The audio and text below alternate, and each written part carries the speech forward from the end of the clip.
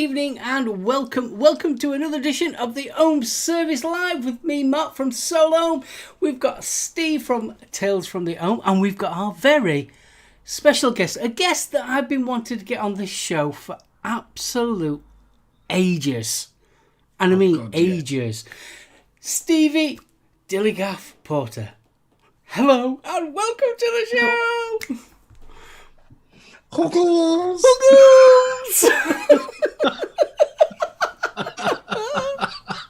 I'm so excited, I feel mildly moist. That's the heat, mate. Don't worry, mate, it's her age. I think it's just the heat. Yeah, is it me or is it warm? It's warm. That's why I've dug out the Ohm Service survival kit. So, Yeah, I'm intrigued. We're intrigued. right, going back to the last show, that was mentioned, wasn't it? Shaving foam? Yeah. Oh, yes. For shaving the... And it also doubles up for cleaning the BG off your windows. Part 2. Once the nutsack and that's shaved off and it looks a bit like the Kojak, to prevent it sticking to the fucking computer chair, we got the talcum powder. The only thing with this is, don't fart when you're on cast because it gives off, it's like a mushroom cloud.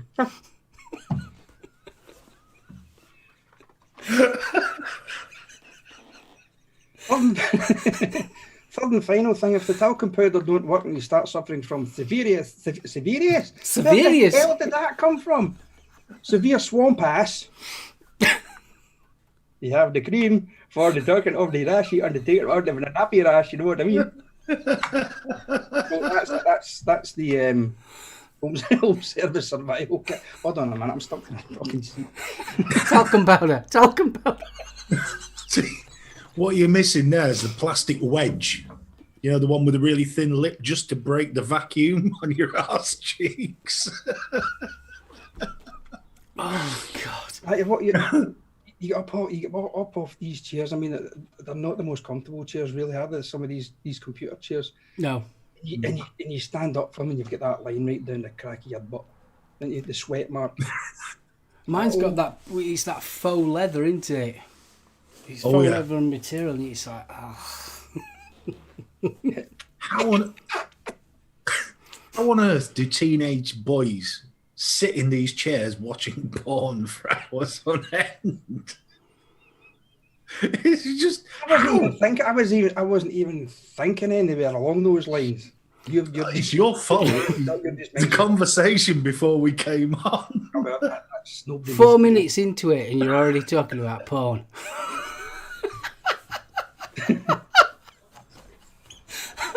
I'm bored. What can I say? Just check for hairy palms. He's definitely not going to know hairy palms. Friction takes off. He's like a dog on heat at the moment.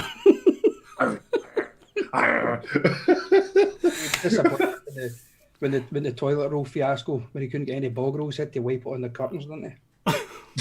Either that, running out of sports socks.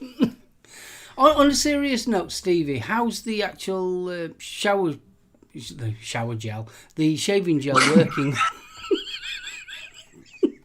Because you used it on your toilet, didn't you? It works. Oh, does it work? I even messaged Gailey to say thank you, because it doesn't smell of some other bloke's pee now. It's not good. Just like, Are you going to say hello to chat while we're here? Yes, boss. May as well. Was that a bit more information than was required? Right, we've got. Good evening, Mr. Ayrton. The Rev is with us. Alan, good evening, mate. Dean. KFC. Oh, I say. Nightbot, who's he? Nightbot? Mr. Richards. Good evening. We have the lovely Mrs. Porter in chat as well. Didn't go that far. Cheap bitch herself. Gailey is with us. Gailey's painting, but what she's painting, she didn't say. So it might be, Mona Lisa or something like that. Sistine Chapel. Is it one of them French ladies? A French lady, what, in a wicker basket? Oh, sorry, a wicker chair. Yeah. Wicked basket. Put the lotion in the basket. We got UK Andy. Good evening. Yeah, buddy. 901. How you doing, dude? We got Reno. Jenny. Good evening. Yes. Uggles. He said try not to drop his phone. Mark J. Hello, mate. Vaping Irish. Greetings, Irish. All right, buddy. Gav Evans, good evening. And Bum. Who's bum bum bum bum bum? I haven't seen them in chat. Bum bum bum bum bum. Spectre Cluzo, is that the BIM? Does he have a pipe? Bum bum bum bum bum. Good evening. I was pissing bar, so I thought I'd say hello. Hello. We got It is I, Tomac. Leclerc. Yes, searching for the picture of the fallen Madonna with the big boobies. 808 Kevin K. Aloha, bro. Hi, bro. Tetley, how you doing, dude? And I think notice BFG doesn't know if he should be excited or disappointed that Irish is in chat. I am always excited, Irish. Just doesn't show it. I'm honestly, I'm leaping up and down and waving my knickers on the inside. You need some talcum powder. No, but I'll take the nappy rat's cream. Does they need to ring that gusset out? Hey, up, he's got Yorkshire lingo down. I was even going to wear a flat cap tonight and scarf and jacket and buy a whippet.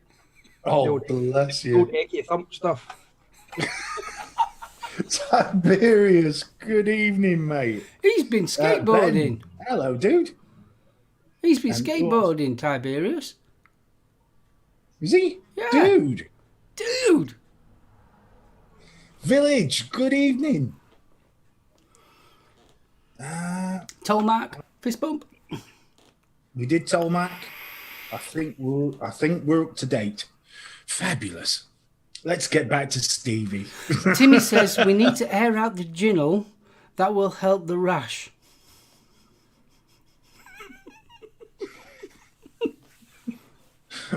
Really? There you go. You've got to air out your ginnel.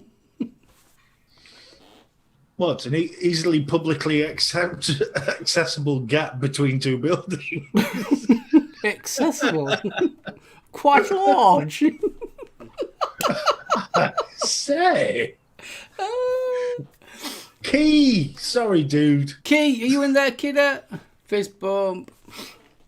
I only know because Jenny said the quiet one is here. Oh, don't the only forget, time I've known Stevie, you to be Stevie, quiet. don't forget, mods and pods. Mods and pods. Mods and pods and mods and pods. Yeah, also must remember no swearing. Yeah, it is before Watershed. Yeah, I know. And what's been going through my head today is, can you remember the Big Brother show when Davina McCall would get them on your live on Channel 4, no swearing? That's all that's been going through my head. You're live on SoulOhm, no swearing. I've been. Good evening, Paul. Fist bump. Hiya, Paul. Apparently, Key's in the middle of editing his first video. Awesome. Well done. Good stuff. Bit rude. Should be watching us, but never mind. Yeah. Yeah. We need your full attention. Yeah, picks his moments, like, but there you go. Oh, Hey. Good evening, Tony. saw the design for the new T-shirts. What have I done? Spelt it wrong? No, No. I would take the hands away and put two boobs there. I like your Press- idea. Press here for Huggles. I like it. Was it on Tuesday? Or was it on Sunday's show we were talking about it? Or were it on last Ohm Service? I think it was Liz that said that I were here for cuddles. I think That's it was why Sunday. I made it anyway. In it for the Huggles, yeah. In it for the Huggles. So, Stevie. Yes. We got you here. Thank goodness we got you. Well, what we're going to be doing is our BFG is going to go through the news, as we always do, and then we're going to have a chat about you, about Atties and all that good stuff, if that's all right with you. So it's going to be like Mastermind and a big tail like that. Started for 10. Yeah. Started for 10. That's what I was saying to the two boys just before we come on. I've been on a few shows over the years, and I've got over my nerves. But today I was really nervous because I don't know why. I'm going on the Ohm Service tonight. I'm going on the Ohm Service tonight, and I felt like I was a 16-year-old kid again at my very first job interview, cacking it. Oh, bless you. We'll look after you, promise. Thank you very much. Promise we'll look after you. Hip hop, fist bump. So, are you going to do the news, sir? Indeed, I shall. Are you going to whip out your bumpers? I'm doing my bumper as we speak.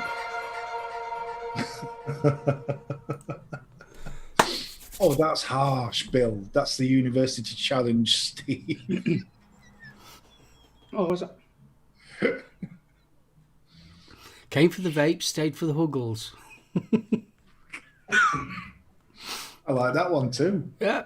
Right. Well, we'll start off with a bit of vaping news.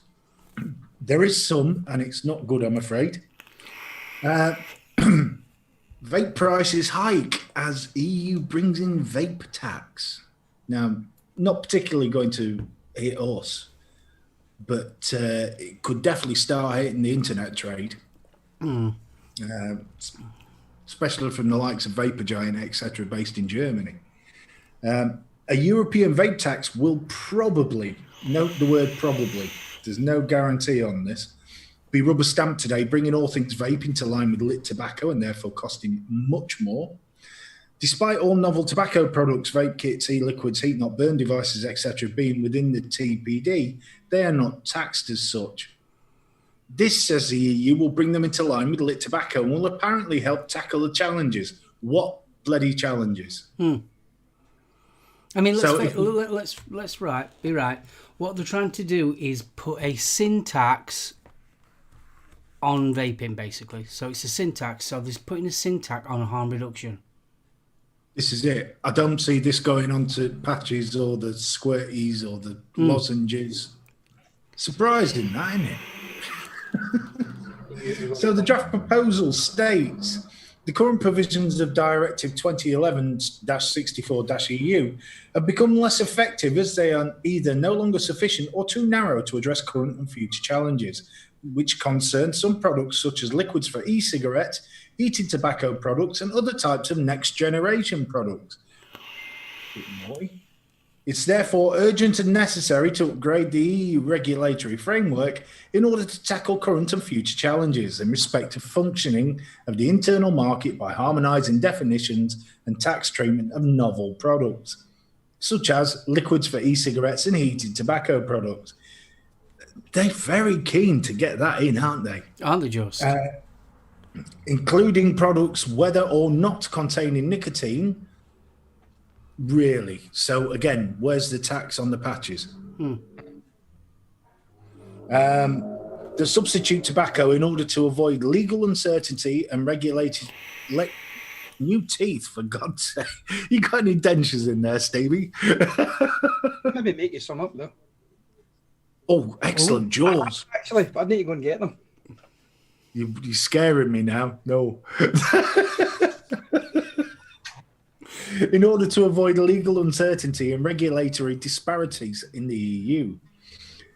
So what's bugging me about this is the very fact that they talk about in one breath products that replace tobacco.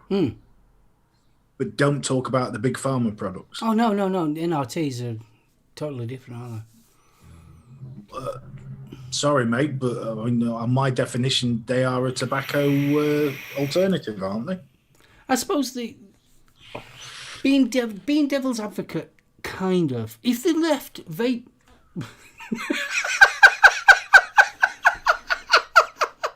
I think I dated him.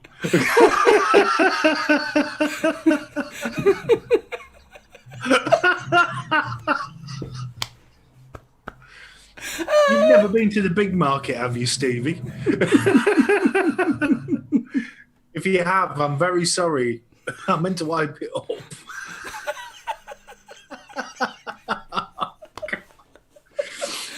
Take your pick. You remind me of the vicar off Dick Emery. Oh, God, yeah. Oh, bless you. So one thing is made very clear by this tax announcement is a combined media fake news assault on vaping backed by the WHO and now a heavy tax might not put current vapors off, but it will definitely affect whether smokers switch from tobacco to vape. Yeah, totally. Now, Ethra have picked up on this and it is part of their new manifesto. So if you go over to ESIG Click, Neil H has actually written an article about the new Ethra manifesto. So get yourself across there, have a read. It's a cracking article. I do believe it. Is it the next week that the NNA start the actual meeting with the EU? I believe so. Yeah. Fourth Thursday, next Thursday, isn't it? Yeah, something like that. Thursday. So, speaking of which, Saturday, so this coming Saturday, May the 30th, is World Vape Day. And then on the 31st is World No Tobacco Day. So, cold turkey or die day. There you go. So Manic. It'll be very interesting. I mean, the two should really be back to back. They should make it a whole harm reduction weekend, but will they? I doubt it. I mean, it was like Vaporil, wasn't it? Vaporil just comes and goes and nobody really notices it. Well, it doesn't particularly get a huge amount of backing from the NHS. What's it like up in Scotland, Stevie? It's about the same, to be honest. You see bits and pieces on kind of social media, but nothing in the mainstream. I think even the Stoptober has died off a bit. I mean, yeah, all right, we notice it because of obviously social media, but out in the general populace. I mean, you used to see billboards and things like that, and it was on buses and bus shelters and things. You don't see it like that now. And then to ask you, Stevie, how's it getting on now with Scotland and the banning of advertisements? I honestly don't know, to be honest. It's something I'd need to actually have a look at to see, but it's one of the things that I've not had a great deal to do with, to be honest with you. So, as I said earlier on, I really don't watch the news or read newspapers or things like that because it's too bloody depressing. Yeah, that's true. I just pick up bits and pieces. Gailey's one of the better ones to ask. You know, she'll probably know a hell of a lot more about it, obviously with the bitches and stuff. But it's just one of these things that. So BFG, we knew to get on, didn't we? Really, you know, we thought we'd get someone on, you know, from their country and tell us all about their country stuff. I only make arty stands. Sorry. There was going to be a consultation on the advertising, etc., prior to the lockdown. There you go. See? Question answered. Oh, there we are. There you go. But I will be sitting with Jules next week on the NNA webinar. I'll be taking part in that. Awesome. See how that TPD3. News from Gailey Bops. There's going to be a special show on it soon. Awesome. Oh, I hope so, because that last Scottish special was awesome. Yeah, that Scottish special was really good. It really was good. Tony, eggy farts. No. Just no. There's no way I'm going to be able to find a news story on those. I'm sure you would. Right, then, sorry to interrupting you, Stevie. It's all right, dude. So, good news in the UK. Well, in England at least, it looks like vape shops will be reopening on June the 15th. We've actually got some open here already. Really? Yep, past one today. And would you believe there was two guys in front of the counter, two customers, literally shoulder to shoulder. Ooh. Oh, for God's sakes. So much for the social distancing and stuff like that. I think it's like everybody else. I mean, certain people get it in their head that I mean, it's not so much a law, it's only advice, isn't it? That it doesn't apply to me, so I'll do what I like. Well, it's a bloody good job COVID doesn't travel sideways, isn't it? I mean, I know my shop in Worksop, he's been sort of like open for a couple of hours, but we've got like shutters, you know, like proper gate shutters, and he's been keeping them sealed so they can't go into the shop at all, and everything's handed over, you know, like that at a distance. So that's how he's been doing it. But he's only been open for a couple of hours. Then rest of the time he's been doing, you know, like online sales and telephone sales. So that's how he's been keeping going. So yeah. I can't wait for the 15th. I'm so looking forward to get back to work. See, Stevie and I were talking about this prior to the show, and because I've been going to work normally, it does make it really difficult to try and sort of empathise with people that have been locked down. You know what I mean? Because you think, oh, well, you just sat at home. And then you sort of think about it, well, no, it's not just sat at home, is it? It's you can't go out. You can't just nip to the shop. You run out of milk. Whereas before, you know, I mean, I can just call into the garage on the way home from work, pick a couple of pints of milk up, I'm sorted. Yeah, it really does make it difficult. Yeah, if you feel certain people feeling like a prisoner in your own home, that's kind of how it feels. Mm. It's like, I suppose being, well, I've never been in prison, but they get that 1 hour exercise per day.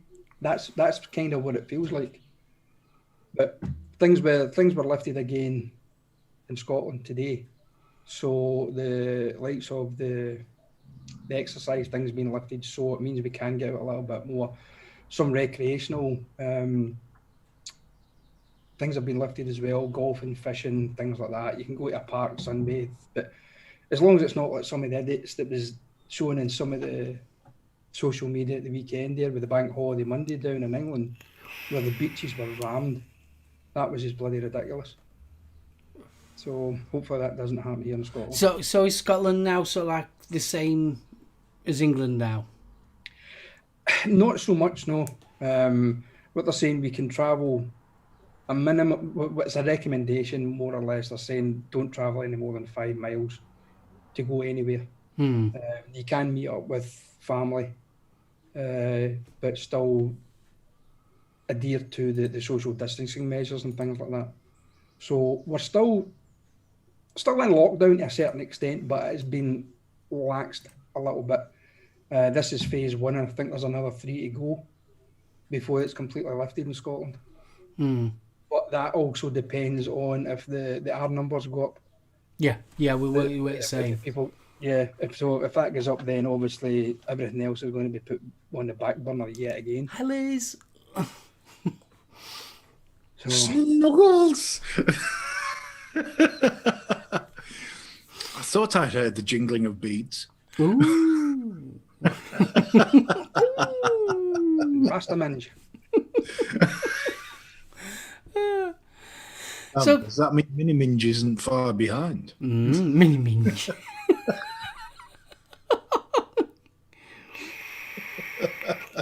Oh, bless.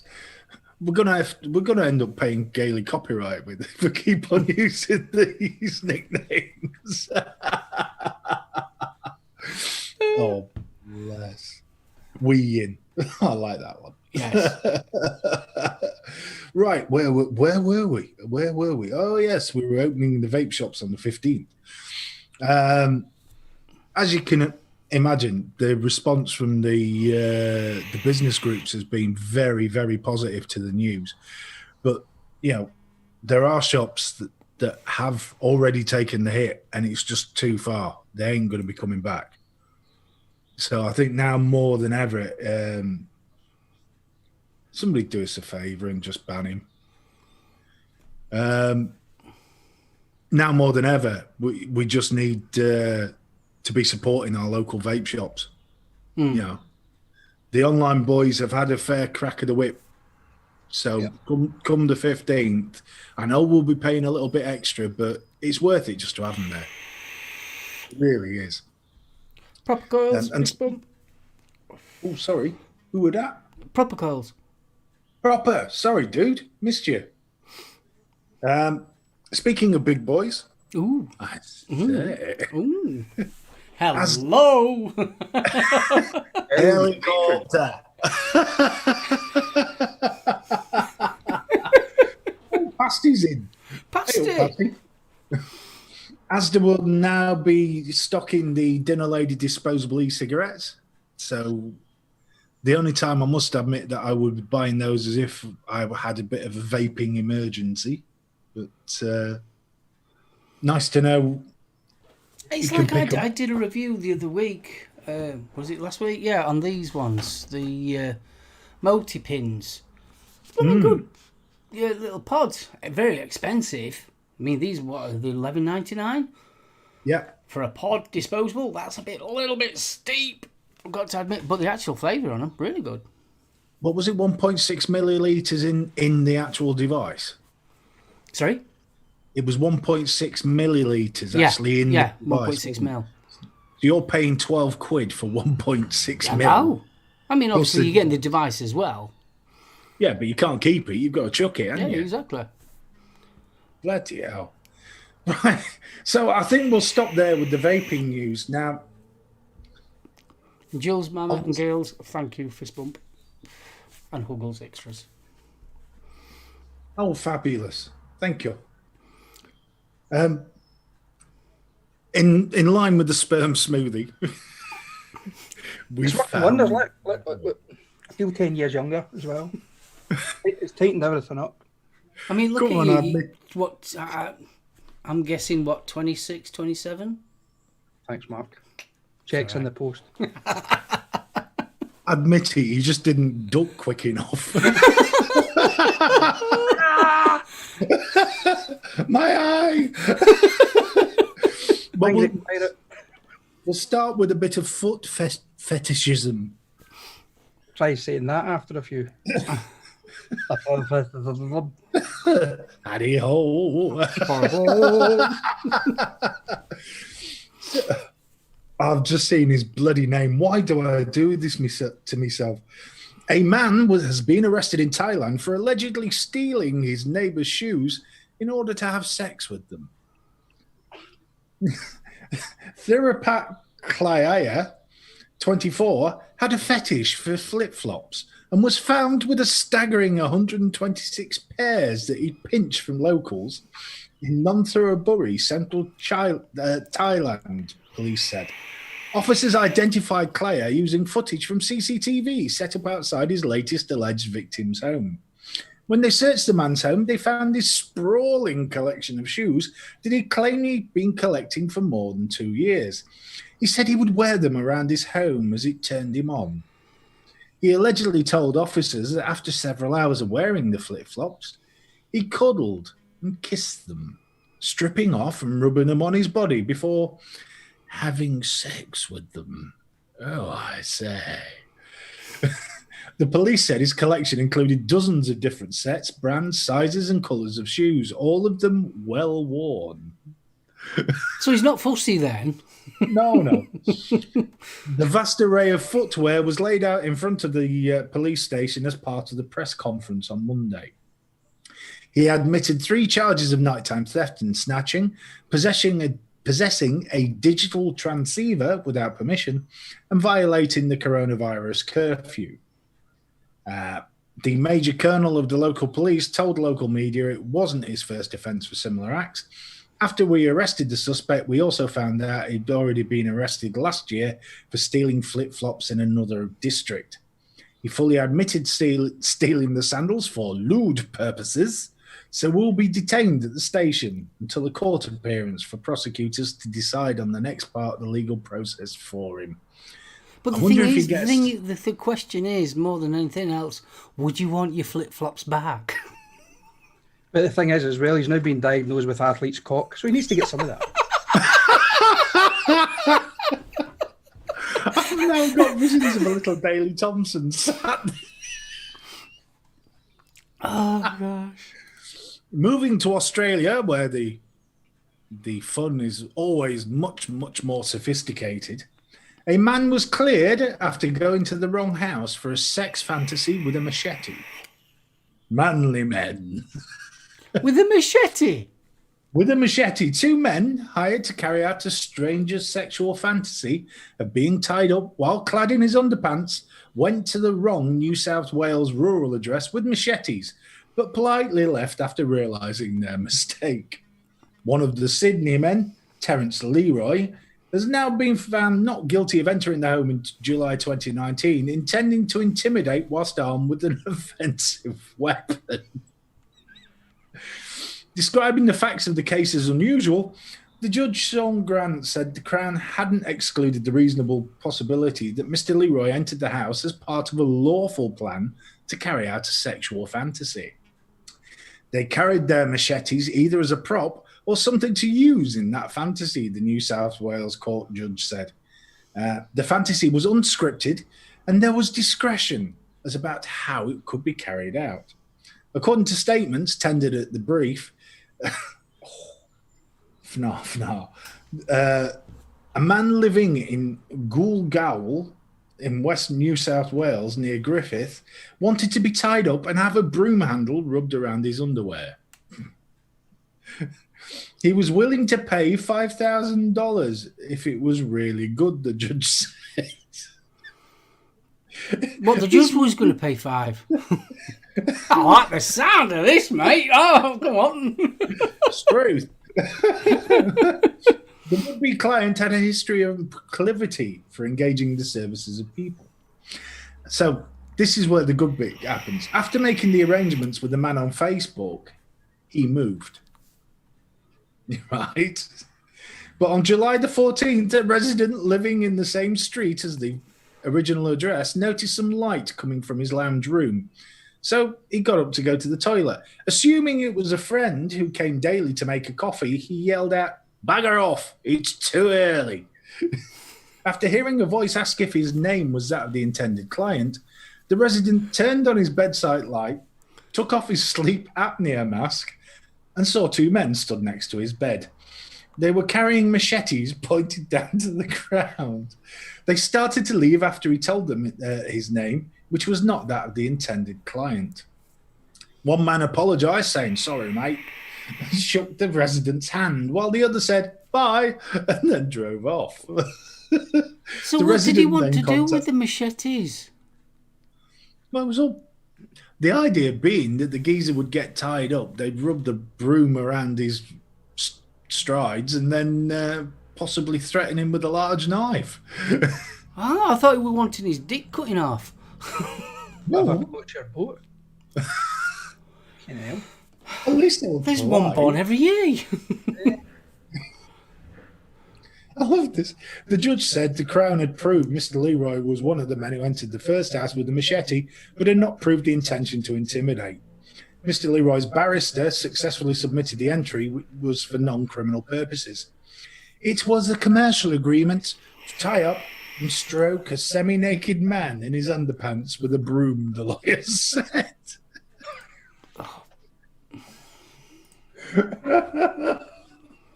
Oh my! I've heard a shovel a broom up your backside and sweeping the floor as you're walking along, but that's ridiculous. That's horrible. I heard a story once that a guy had put a broom handle up his bum, and by all accounts, what happens is, because it's wood, you actually your bum sucks it, and you can't get it out. Yeah. And he had to go to the hospital to get a broom handle out of his bottom. Oh, you should see some of the X-rays that's actually online. It'll surprise you, some of the things that people put up their nether regions. Oh, I've seen Buzz Lightyear up there. Oh, with the wings out? Yeah, with the wings out. To infinity and beyond. I like the one with the gear stick. Life on this planet. I like the one with the geezer turned up allegedly to A&E with a gear stick up his ass. I was getting in the car and I slipped. What? Naked and lubed. Was there not a vicar somewhere in England did that a couple of years back, supposedly slipped off the top of the countertop in the kitchen? He was naked at the time and landed on a potato. What, King Edward? I don't know, it was McCain's oven chips. I think. Or Jersey Royal? Oh, God, man. Do you know what? I know it sounds daft, but I'm one of these people. It's so like. So at what point do you think, that's a good idea? It's just that. What was that instant click of the light bulb going on in the brain? Thinking, You just. Yeah, the blokes. Come on, man. How do you think sellotape freaks started? Well, it was like that time that you were on about putting tobacco up women's foo-foos. Remember that one? What? The one with the woman. They were putting raw tobacco up women's foo-foos for their pleasure. Oh, the Nigerian one. Yeah. I still reckon that was for the bloke. Was it chewing tobacco? I don't know, but it'd be a bugger to light afterwards. A bit damn fishy. Oh, yeah, but tastes like chicken. Bronco, I apologise. It's gone beyond control. No, Liz, they weren't eating ice cream. They were maybe sucking on a cornetto, but that was about it. Did you ever find out if they liked the tobacco? What sort of evil bastard plugs his missus and then lights out lights? It's like getting into a tobacconist and asking for a pouch of fisherman's friend, isn't it? Captain Birdseye. Yeah, it's definitely good old-fashioned pub tilt. This. He's got all these images of Popeye and olive oil. I don't want it. Oh. Whimsky. Oh, dear. Oh, bless. Oh, it's too hard to laugh. Poor old Bronco. He says, I just woke up still on the first coffee.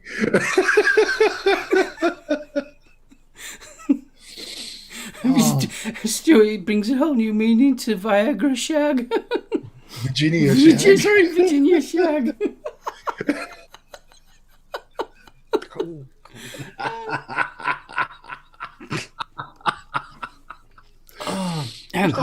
Sorry, Steve. I do apologise. Please carry on. I'm still thinking about the flip-flop one. Jules! What, you tempted?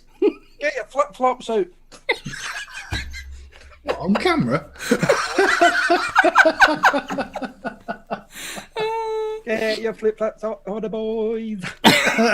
Yeah, your flip-flop on the border, boys. Boys.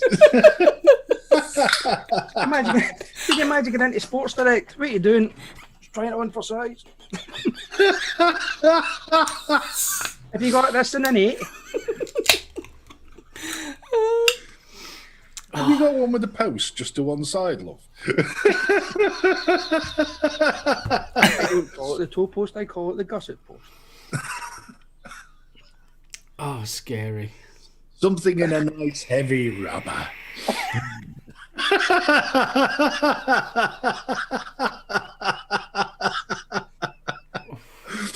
Oh, for God's sake. Gav, I hope that was an intended pun. No UKVS, guys, so make it a long one. I wish I could. Find ways.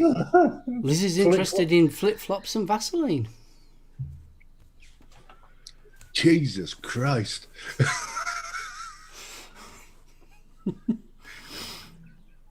Fair line dogs for the winter.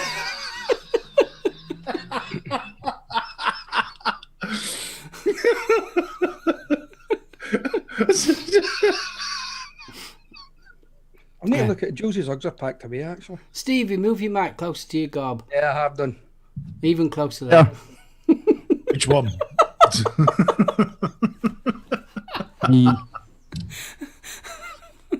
Sexy. He looked like Hannibal Lecter then, didn't he? Because he was his little Swede over the top of the microphone.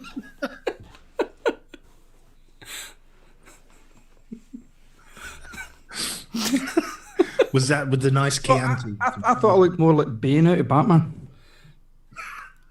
Okay, yeah, we'll go for Bane. Okay. Yeah, we will go for that.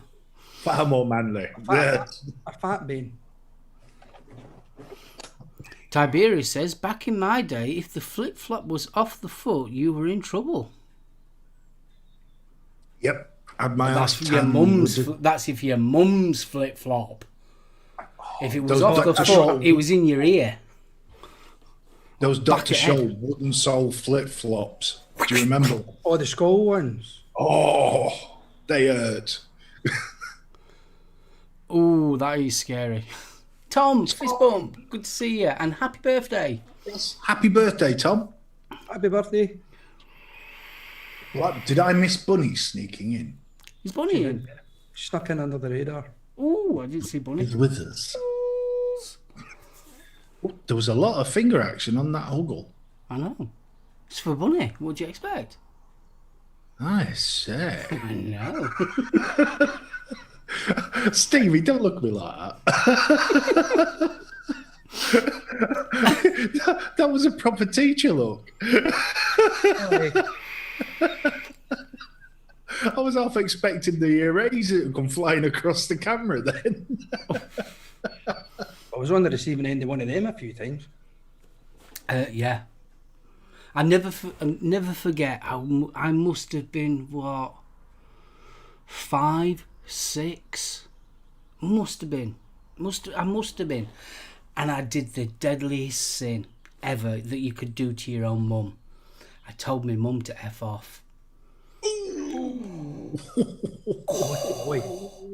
I was at one end of the room. My mother was at the other end of the room. By the time they finished of the off bit, she was next to me. Yes, good old days. That was in the days when mums could get gold medals in the Olympics for the 100-metre hurdles, wasn't it? Oh yeah. Oh, God, yeah. It was like the Flash. Get teeth. I used to. It was the. Can you remember the old twin tub washing machines? Oh yes. Oh, yeah. And it was the wooden tongs. Mm-hmm. Yep. Oh, Getting rattled with them was pretty bloody painful. I can assure you. You And said people what? pay. Thing is, though, people will pay for that now. That was, see the two guys that get thingied with the machetes. That was on their next call. a set of laundry tongs. Oh. But they to sneak up with flip flops on.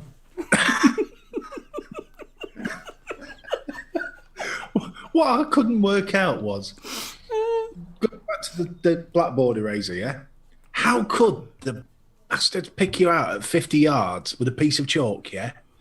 Did you ever see any of your teachers playing darts in the boozer? Couldn't hit shit. I know. Should have got a small child to stand in front of the dartboard. Yeah. Double top. Oh!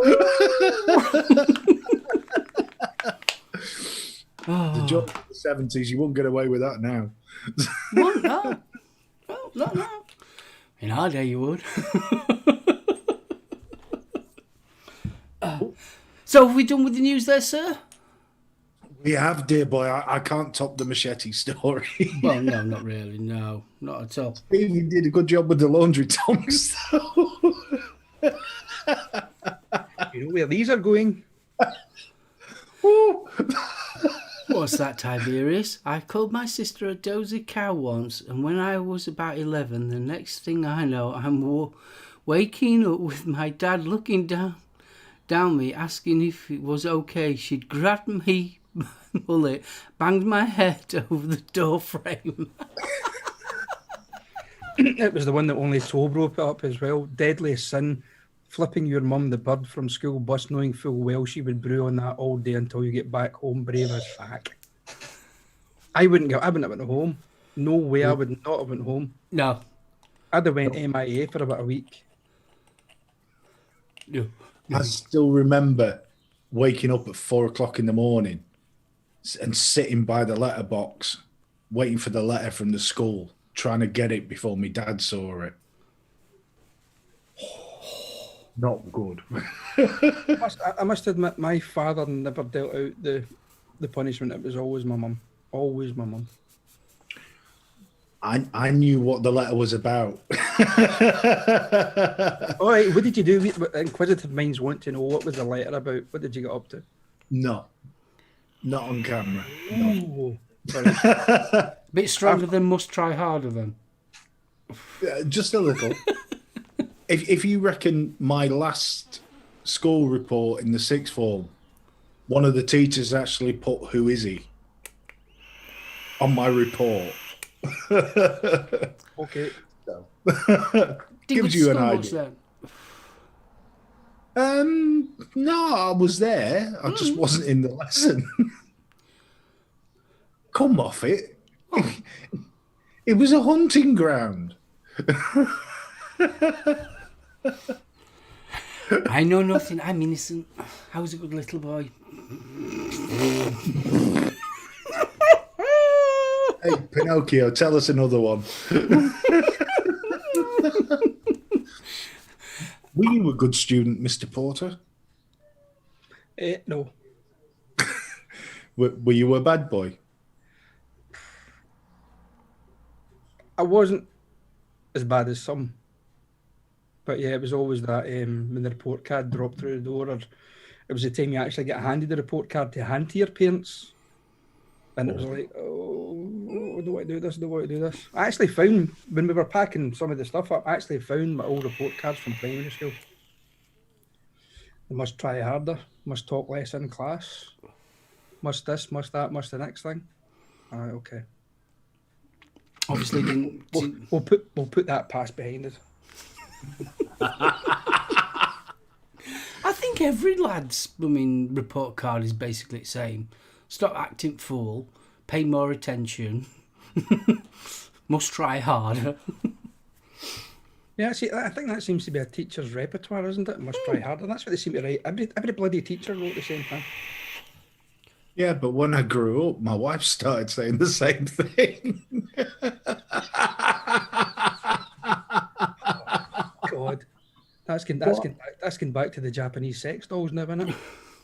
No, we're not going back. No, no. With the Stephen Hawking voice, must try harder.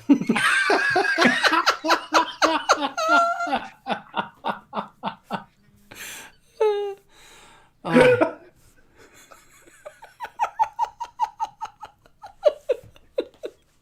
You've popped him now. Oh God! Oh, that was a thing as well. Those Japanese sex dolls. Do you know they actually send them away to get serviced? Yeah. I was saying it on the other day. I watched it. I'm sure it was on Channel 5 or something like that. And they're so like they've got a proper skeletal body and everything. Yeah. So what you tell? There's a little geezer somewhere with a leg of lamb going, "This'll fix it." Dynarod to suck it out. Oh. I'm never going to get this broom handle out. What did you want to be when you grew up, little boy? I want to be a sex door engineer. That doesn't even bear thinking about. Oh, no. But this one that I were watching is proper AI. Talks to you. Aye. Why? Why do you want one that talks to you? Because it's probably going to say things that you want it to hear. Like, Yeah. oh, you're a big boy. I've not had one that big before. And As opposed to, thought you were putting those shelves up. You said you were going to do it 6 months ago, and you're still not putting the fucking things up. And this ceiling could do with your paint. Yeah.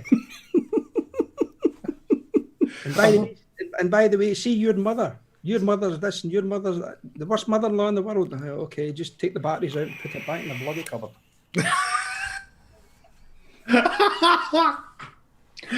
Jules gets the medal for that comment. I wish you done now. Hello, big boy. Hello, big boy. And Timmy wants to know, do they come with flip-flops?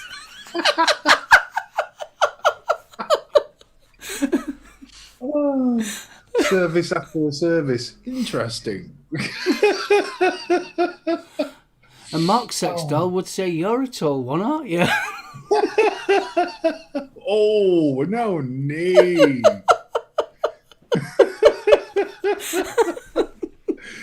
Oh, he's so big.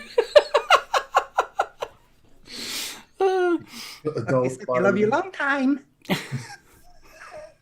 $10. Yeah, as long as you don't get the cheap one off that fell off the back of the lorry, you're still going to put the 50p in the back of the slot and turn the handle. I tell you, boys, it'd be just my luck to end up with one with the Adam's apple. Yeah. What with the inverted vagina? What, dude? With the inverted vagina. Yeah, don't. I really hate it when we latest. Liz! Did you say... Liz! Would Mark's doll be cheaper for it being a midget? Ow! Saw the legs off it, then it can't run away. I personally find if you let down the wheelchair tyres, it makes it so much easier. Either that or just steal her flip-flops. Oh, thank you, Gailey. Cheers, Gaelic. Thank you. Well, we're coming up to the hour, so we're going to be doing the big clap in a second. So, Is this the last one? Because they were talking about this being the last one. I don't know. Apparently, the person that founded it said, come on, enough's enough. This is week 10 now. And shouldn't they still be applauded? I think all key workers should still be applauded, especially the guys driving the buses and that. For such times as the government's turn around and say, right, that's it, it's done. Because those guys are laying their lives on the line. You can't take that away from them. You're not kidding. Did any of you see that the video that's put up on Facebook, some other social medias the other day, about the girl that was accosted in, was it B&M Bargains or something like that, or one of these stores in England, and the woman was shouting at her saying, "You've got the COVID virus on your clothing and all this." It was absolutely shocking. The girl was a care worker, and this other woman was actually accosting her in the middle of this store. "You're getting reported. You should actually be thrown out of here." It was absolutely damn. It was shocking. It really was. Pasty says, just don't go near the blow-up doll with the machete. It's like the bloke that walked back into the sex shop with the rubber doll over his arm and see that? That's rubbish, that. This is really what appears to be the problem. He says, it went down on me. He says, if I'd known that, I'd have charged you more. Says, no, that's not what I meant. He says, really? So what's the problem? He says, hey, well, I get a wee love bite, and it farted and flew out the fucking window. Whoa, wait a wee minute. What I want to know is, why did you do that in a Scottish accent? Because I nicked it from Billy Connolly. That's right. Jules, put the sex doll back in the cupboard. I've just got visions of this flying doll going away down the close. Yeah.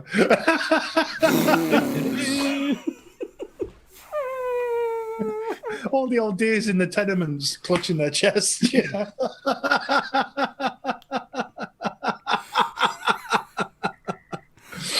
Oh, bless. At least it sounded Scottish. It sounded Scottish. No, I do a lousy Scottish accent. But- Especially.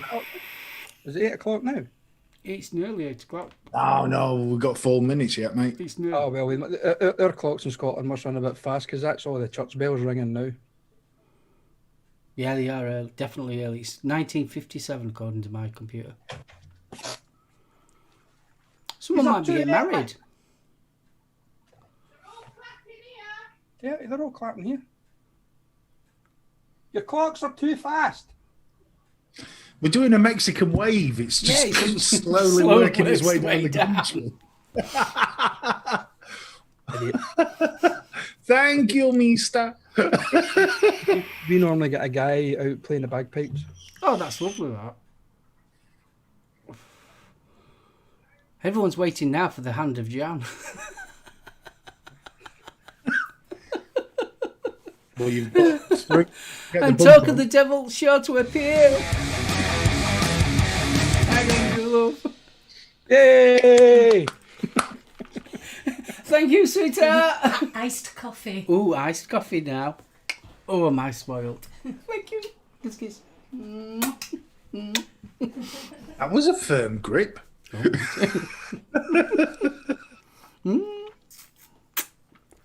She's my love. So, bro, I don't Oh, know. that's gorgeous, that. Thank you. I don't- Everyone's I'm saying looking hello forward to you. last night. Hi. You can say Hello. Say Hello, hello. everybody. Hi, Jan. Hi. Hello. Happy Thursday.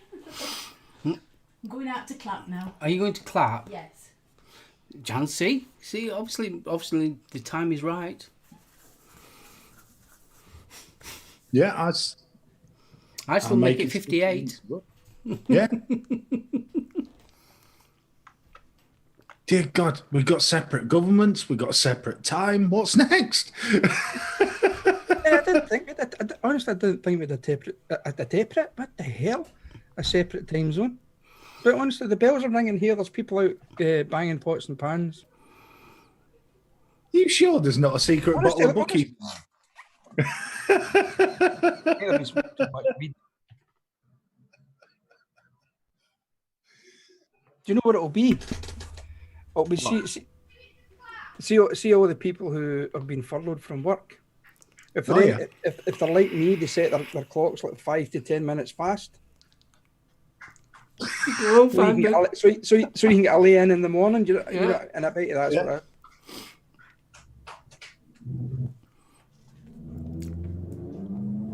That's impressive clap. Jules has got the clap. We can hear it. Right, to clean for it. I'm waiting for you to get twatted with a bottle of talcum powder. And Gailey wants you to put your teeth back in. I can't. The stuff broke on them. Got the fireworks now. Got fireworks. Awesome. It's 8 chilly. o'clock now. It's 8 o'clock now. It's either that or there's a war. Give our clap to the NHS staff and all the key workers.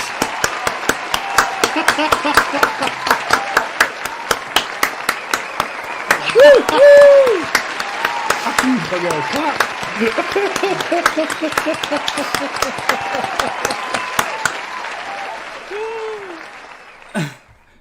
Guys, you missed that. He got belted by, I think it was an oven mitten.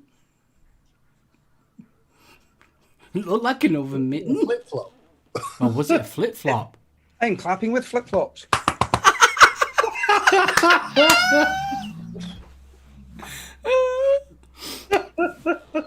Bloody hell! Are they still going for it?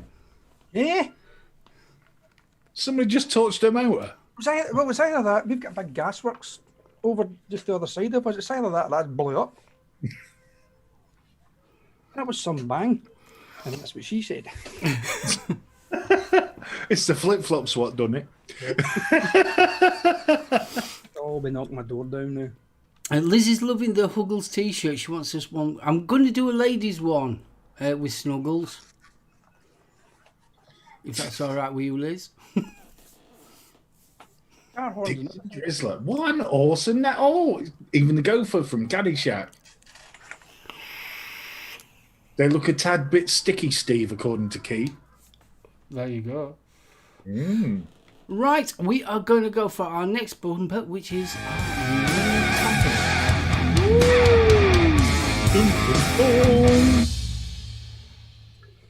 And our main topic tonight is our special guest. So, Stevie, you are the man, the legend that is the Atty stands. So, I've got to ask you straight off. Where did the piston idea come from in the first place? Well, if people don't know what I'm on about, that's this. This is his work.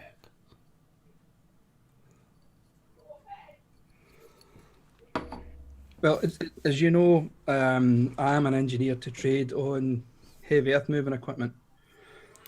And I just happened to be building an engine one day, and I had a set of pistons out of a 16-litre engine sitting in front of me, and I thought, you know what, they would make great atomizer stands if I could only get them in the proper size. So after a bit of toing and froing, trolling the internet for pistons that I could use that would be comfortable in the hand, because it started out only wanted one for myself. So I bought maybe half a dozen different types of pistons, thought, no, that's no use, that's not use. And I settled on 3 of them. So I made a couple.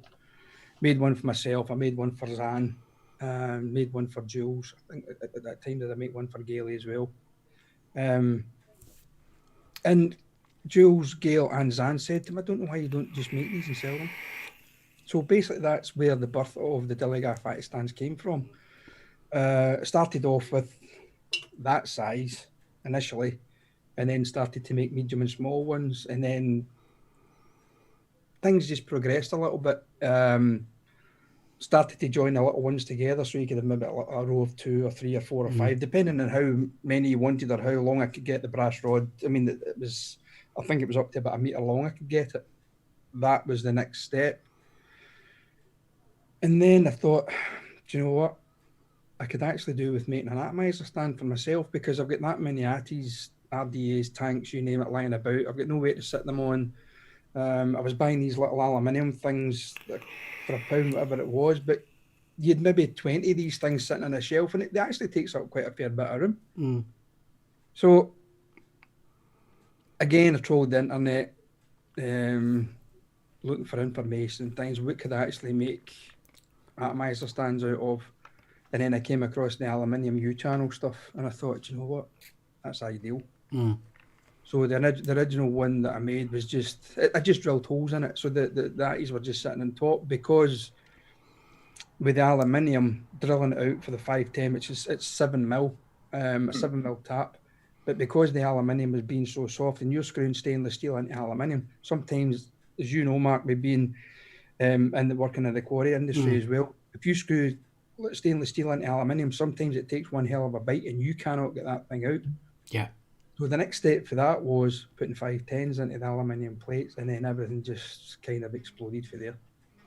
I made some of the custom stands for the likes of Vic and Chris and things like that, and sent them out. And obviously, I gave a lot of pistons out to you guys when I met you down at Expo, the second Expo that I went to, and it is all thanks to the likes of guys like yourself, for that, Mark, and the other reviewers who I gave the pistons and that out to.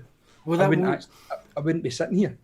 Well, without blowing smoke up your bum, I have, since I've had it, which must be 2 years now, must be something like that. Yeah. I've used it continuously. It's the only stand I actually use to build on now. They are absolutely brilliant, because they're all metal and everything. The way that you've got the 510 in, they are solid. That's what I love about it. Really good solid base to actually build on, and that's all I ever use. Yeah. That was another reason why I kind of went for metal rather than I mean, I know a lot of guys do the wood stuff, and some of the wooden ones are absolutely gorgeous, but they're expensive. They can be really, really expensive. And the piston ones that I make, they're not that dear, because there's not everybody out there can afford to drop £30-40 on but basically an atomizer stand. I mean, just something for you to actually a base to work on. It's a lot of money. So that was one of the reasons as well. I thought, I'm going to run with this and see what happens. And the thing with the aluminium pistons, if you knock that off your desk, you're picking it back up. There's not going to be a mark on it. It's not going to fall with wood. If you knock it, it's going to get a chip in it. It's going to dent. Like some of the resin ones, I know they can absolutely split as well. So yeah, I mean, they're robust. The thing too with them, you can actually stick them in the dishwasher. Yeah. Pop the O-rings out, or even leaving the O-rings in, stick them in a dishwasher, and it cleans out. If you're working on a new tank, or you're changing your coils or your wicks or whatever, and you've got juice over the top of it, it's like everything gets sticky as hell. A dishwasher, throw it in the sink. Throw it if you've got a big enough ultrasonic cleaner. Throw it in that. It'll clean it up. Perfect. Yeah, I've washed it. Like when you wash parts, just give it.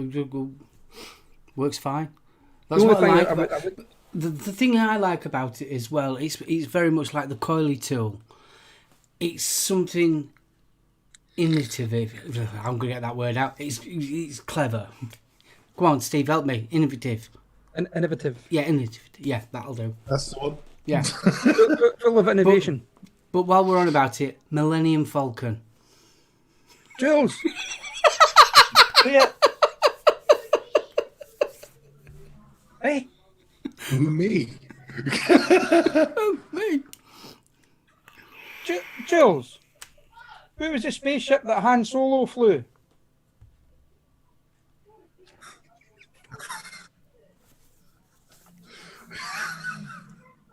She can't remember. She's got selected. Oh, I love that one from Irish. Plus, you can throw it into a pillowcase and you have a zombie apocalypse weapon. Exactly, yeah. And there is some lovely comments coming in from chat. Timmy's just put best Atty stand out there. Got 3. Use mine all the time for building on. You can't get much higher praise than that. Thanks, can guys. I really appreciate that. I mean, it's great to see that kind of feedback coming, from people. It makes what I do that little bit more special, if you know what I mean. Because I just see myself as a guy who just sat one day and just started tinkering about with things and come up with an idea, and people ended up buying them. And it makes my day when you see posts going up on the likes of Facebook or even Instagram. I've got myself a new tank, and what's it sitting on? One of my Atty stands. Oh yeah. And it puts a smile on my face. And thank you, everybody. It's fist bump. Thank you, everybody. But it's sort of like, if you're into like steampunk and things like that, it's got that steampunk edge to it as well. And it's so like, I've got to admit, it is a very manly kind of thing, isn't it? Because let's face it, we all know what that is. We all know it's a piston. And it's so like, what? It was so like, what a cool idea, honestly. I was just so chuffed when I first started seeing them. And then that was another reason why I made them in the 3 sizes. Because I know Jules has got small hands, I know Gailey's got small hands. And a lot of women don't. If a woman's got big hands, check for an Adam's apple. But a lot of women can't. That's just, it's too cumbersome for them. So that's why I thought, you know what? I will go. I'll make a small and I'll make a medium. I mean, I don't have a medium here. Everything's all packed away. As you can see, the boxes are all bloody sitting up here. That's the small one. And even that, I've got one of these in my build kit that I take with me if I go to the likes of Expo. Because I'm a bugger for actually, if I was building on a mod, which I actually did it the other night, and I set my cotton on fire. Yeah, I've done that before. Because I pressed the fire. Yep. But also, let's face it, if you're doing not so much an RDA, but for example, you're doing a tank and you're building a tank, really you shouldn't be putting it back together on your mod. No. Because obviously that ruins your 510 on your actual mod, whereas rebuilding it onto that is a lot better. And obviously because you've got that Here we go. You've got that girth. It's stable. Their message. I knew it was. Well, it's true, isn't it? You've got that girth that will. Is stable. Liz, I like something I can really grab hold of in my hands. I bet you do. Where did Sean Connery come from? But You just slipped into Sean Connery. you're the shite for sure, that is Mish Money Penny. I'm here and shit on my lap.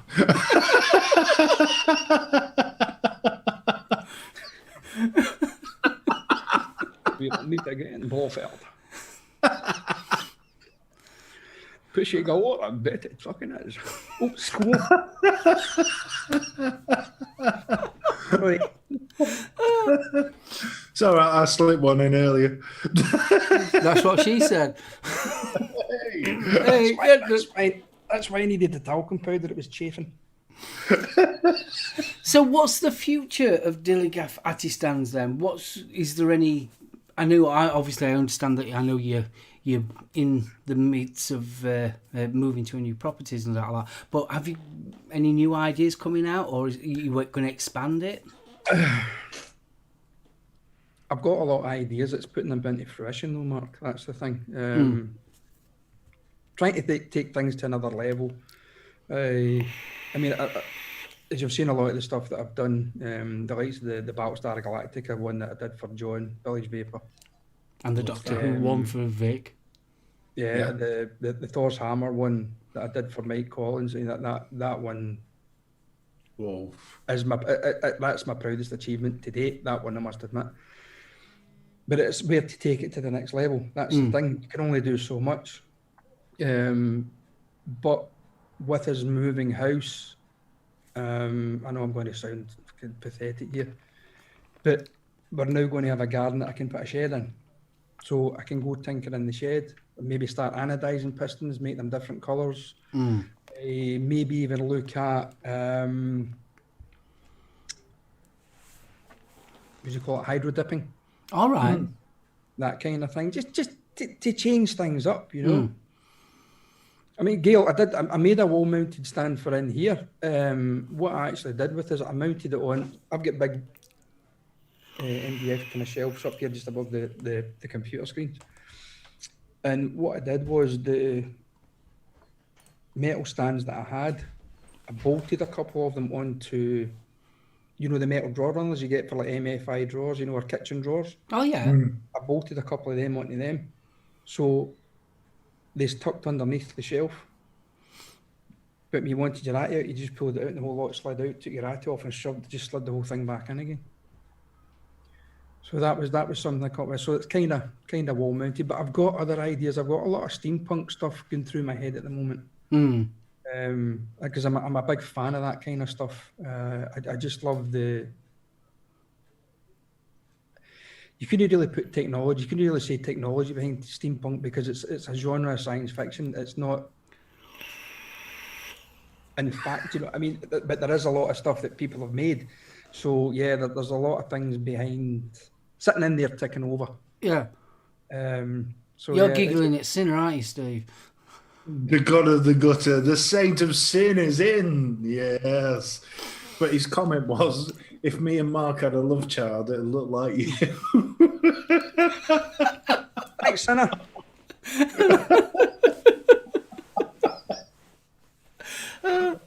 Sorry. So I'm going to ask, so how long have you been vaping and how did you get into vaping? I've only been vaping about 3 years. Really? Yeah. You talking to me? I thought she was talking to me. Yeah, I've only been vaping for about 3 years. The reason behind me starting vaping, I mean, I don't need nicotine. I stopped smoking. That's all right. She's talking to the dog. I thought she was talking to me. Okay. I stopped smoking in my mid to early 20s. But what happened was Jules was trying to give up smoking. And she'd been through the cigarette things and all that, do you know what I mean? And I had a little go of them too, but they were far, far too harsh. I mean, they would literally rip me your throat out. The nicotine strength in them was horrendous. Hmm. So then she went on to like little pen systems and things like that, and she was going to shops. She was buying juice and things, and there was a young lady I worked with, and she said, "Why are you still buying juice?" She says, "Why don't you make your own?" I says, "I didn't know you could do that." She went, "Oh yeah." She says, "I'll give you a couple of websites to go and get your stuff, buy your concentrates, whatever, and start making your own juice."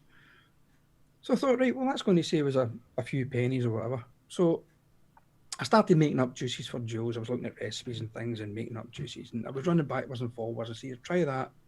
No, it's just not right. There's not enough strawberry in it. It's not sweet enough. Right, go back, do it again, make another one, going back, hand it, try that again." And I thought, you know, what the hell am I doing? So I bought myself a sub box. Was it the Kanger sub? Was it a Kanger sub box? Yeah. Yeah. And I just used to sit in the room and just tinker, make up, and just try it. Oh, it needs a little bit. Change the coil, try it again, and that's basically where I started vaping from. And it was just trying flavors and just trying to see what I could make on my own with the DIY kind of thing. And since then, it's just went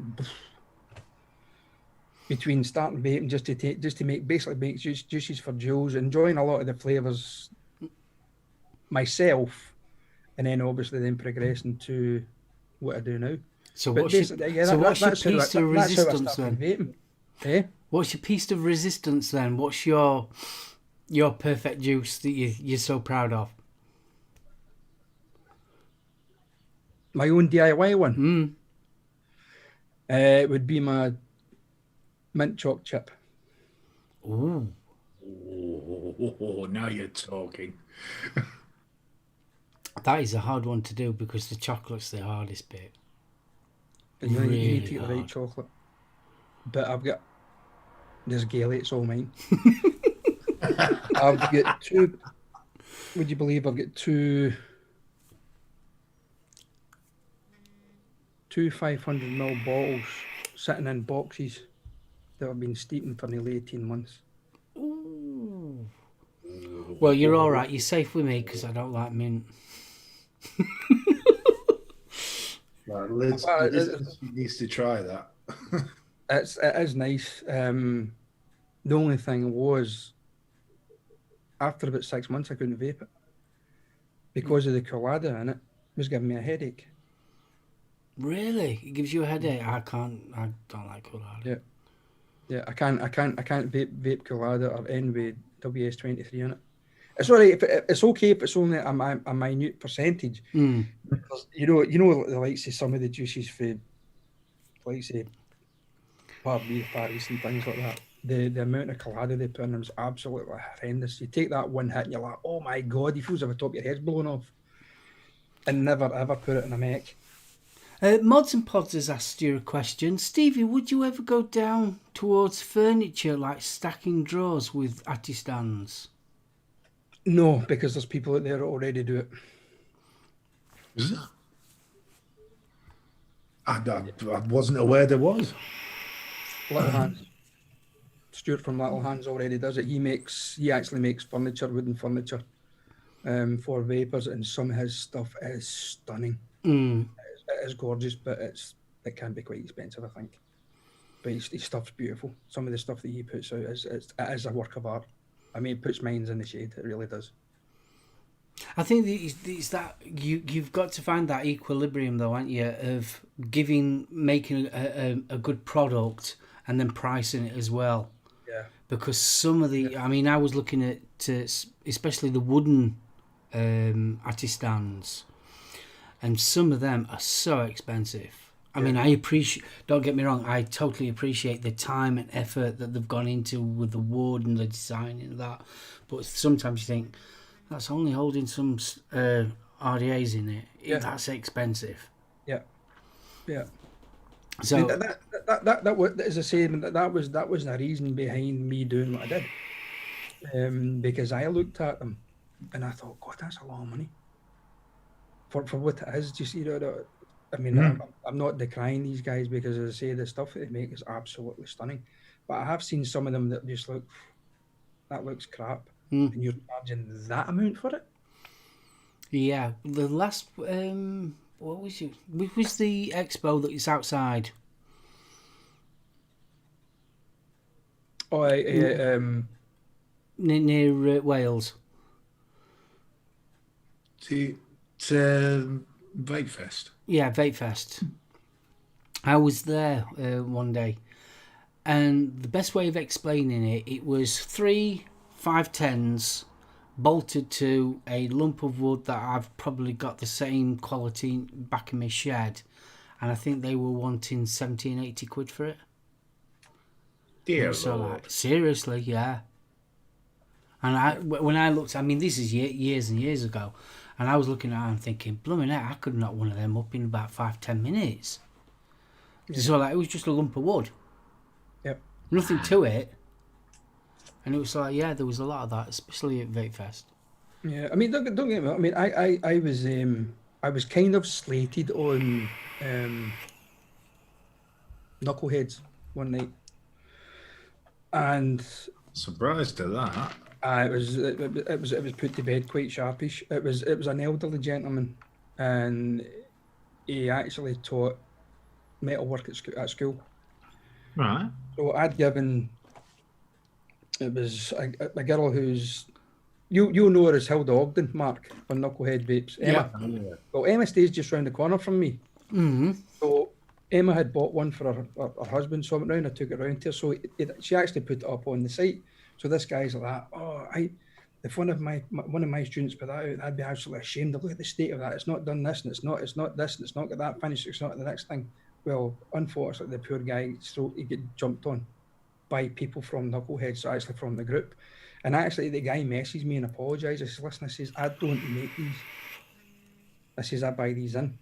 He went, all right. He says, I was under the impression. He says, you actually made that from scratch. I says, no. I says, these are actually bought. But yeah, that was the one and only kind of criticism I ever had, because it had a little nick on it. But at the end of the day, these are pistons for going inside engines or inside whatever. Yeah. They're not meant to be decorative pieces. No, not really, are they? No. So, Because I mean, yeah. what are they mainly out to like? What type of pistons are they? What type of engine do they go out I of? can't tell you that, because if I tell you, I'll need to kill you. Oh, yeah, sorry, trade secrets. Yeah, never Basically out of anything. It's not so much what they're actually out of, but it's a case of what piston suits, Mark. A lot of pistons you'll get, they've got cutouts or cutaways in them for, oil flow and things like that. So what happens with those ones? They don't sit. So what I'm looking for is pistons with a completely flat bottom that will actually sit steady or sit stable on a desk. So it's more diameter I'm looking for. Girth. Snigger in the living room there. Rather than any particular piston from a particular motorbike. There you go, Girthy. Any particular motorbike, lawnmower, anything, as long as it's the correct diameter. So I'll use anything. So for me to turn around and say, it's out of a Suzuki. So even down to the actual piston, you've actually gone into it and researched, and it's not just a case of going on Amazon and buying a load of whatever you can find. It has to be the right piston. It's got to be the right ones. I mean, don't get me wrong. The thing is, I'm quite friendly with a couple of guys who own a machine shop, and I have asked them, would they, if it came down to the stage that the only ones that I could get were like motorbike pistons or car pistons are too big. They're just too big to hold in your hand. So the smallest motorbike pistons, things like that, compressors, still saws, lawnmowers, things like that. And I spoke to these guys. I said, listen, if it gets to the stage where I can't get the flat bottom ones, would you be able to machine these down for us? He said, not a problem. I said, much would you charge me? And when he told me the price, I went, no. He says, it's not an expensive price. I says, no, I know that. I says, but I would need to add that onto the price of the pistons. Yeah. And then I could, to a certain extent, could I price myself out of the market? I don't know, because at that particular time, I think I was the only person making pistons. Don't get me wrong, there's a few people jumped on the bandwagon, but I couldn't justify putting that extra cost to get pistons machined because I couldn't pass that on to the end customer. Yeah. It wouldn't sit right with me. But it's Tom Radio Exacts asked me what's my favourite Atty stand. It's got to be the Thor's hammer. That is gorgeous. That's got to be my favourite. I'd say that. I mean, I like the Doctor Who one with all whites and that. See me, Battlestar. Yeah, you've got a Battlestar thing, haven't you?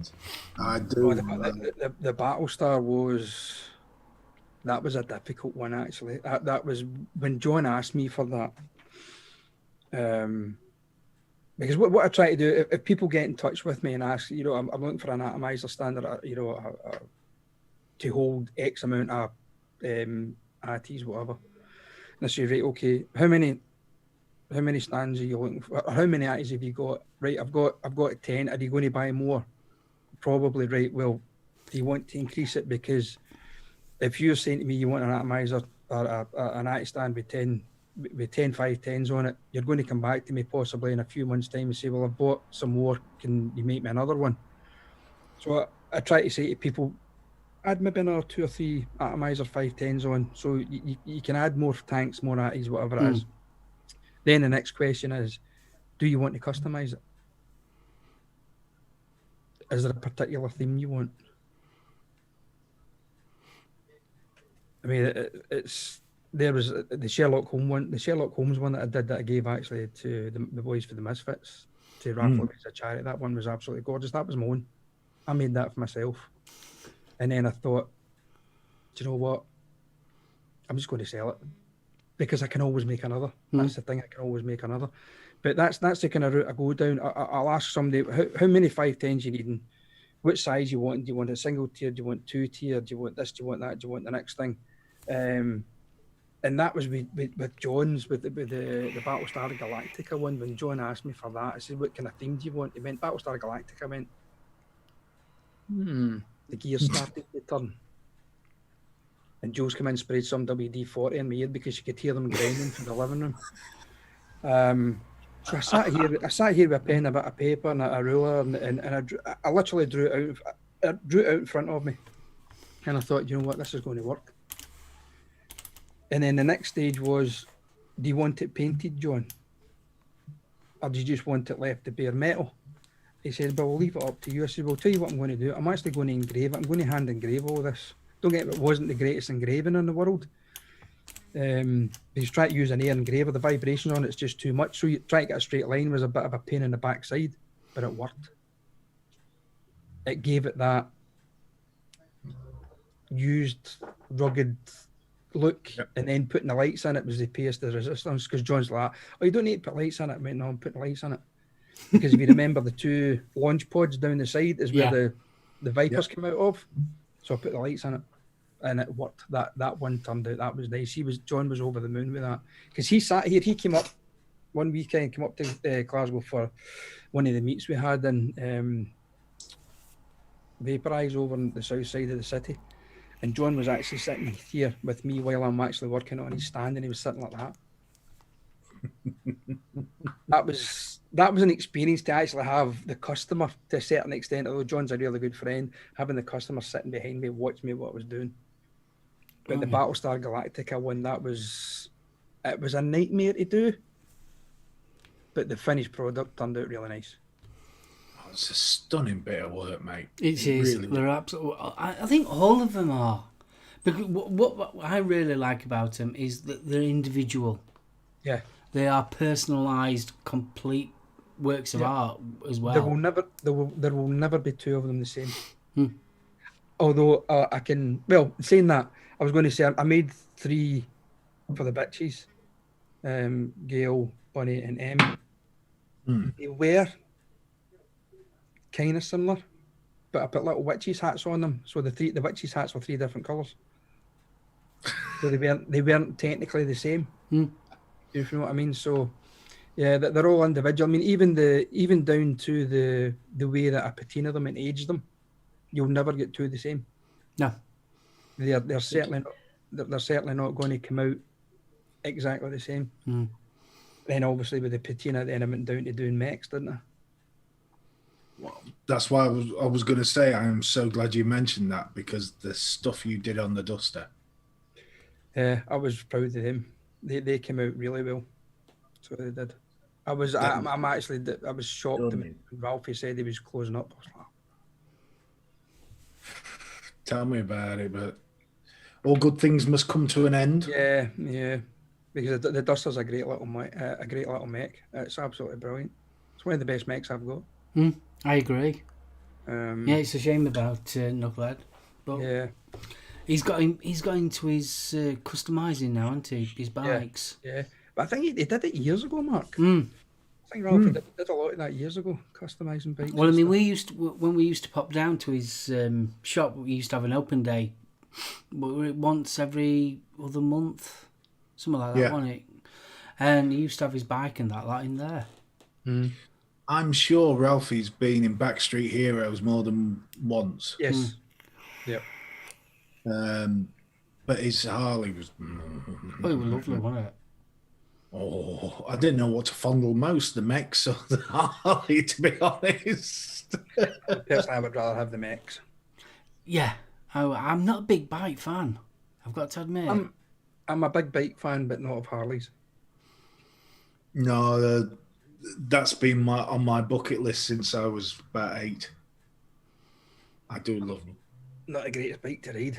That's for my own personal opinion. Really? Wow. Tomac says that the Knucklehead is actually a Harley engine. Yep. I didn't know that. Yep. Wow. All these years, never knew. Yeah, you get the knucklehead, the pan head, shovel head. There's a load that's to do with the top end of the engine, obviously. And every mech head should have a duster.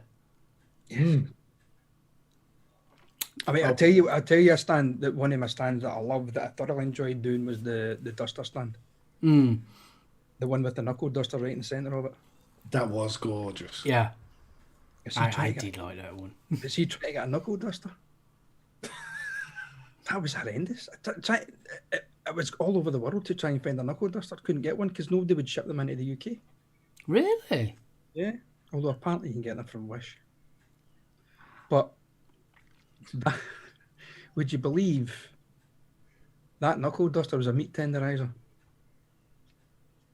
Was it? Mm-hmm. You can actually buy a knuckle duster meat tenderizer. It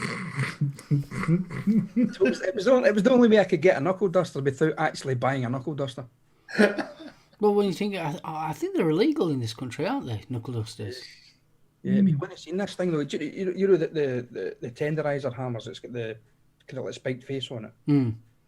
Well, this knuckle duster had the same big square head on it with that kind of spiked face, but it fitted my hand perfectly. So what did you do? Just take off the spiky bits? Yeah, I took basically machined the square off to basically the flat bottom, so it was the same thickness all the way right down. Drilled up through it and tapped it, mounted it onto the aluminium base plate, and just stuck 2 small screws up the inside to hold it on. But it worked.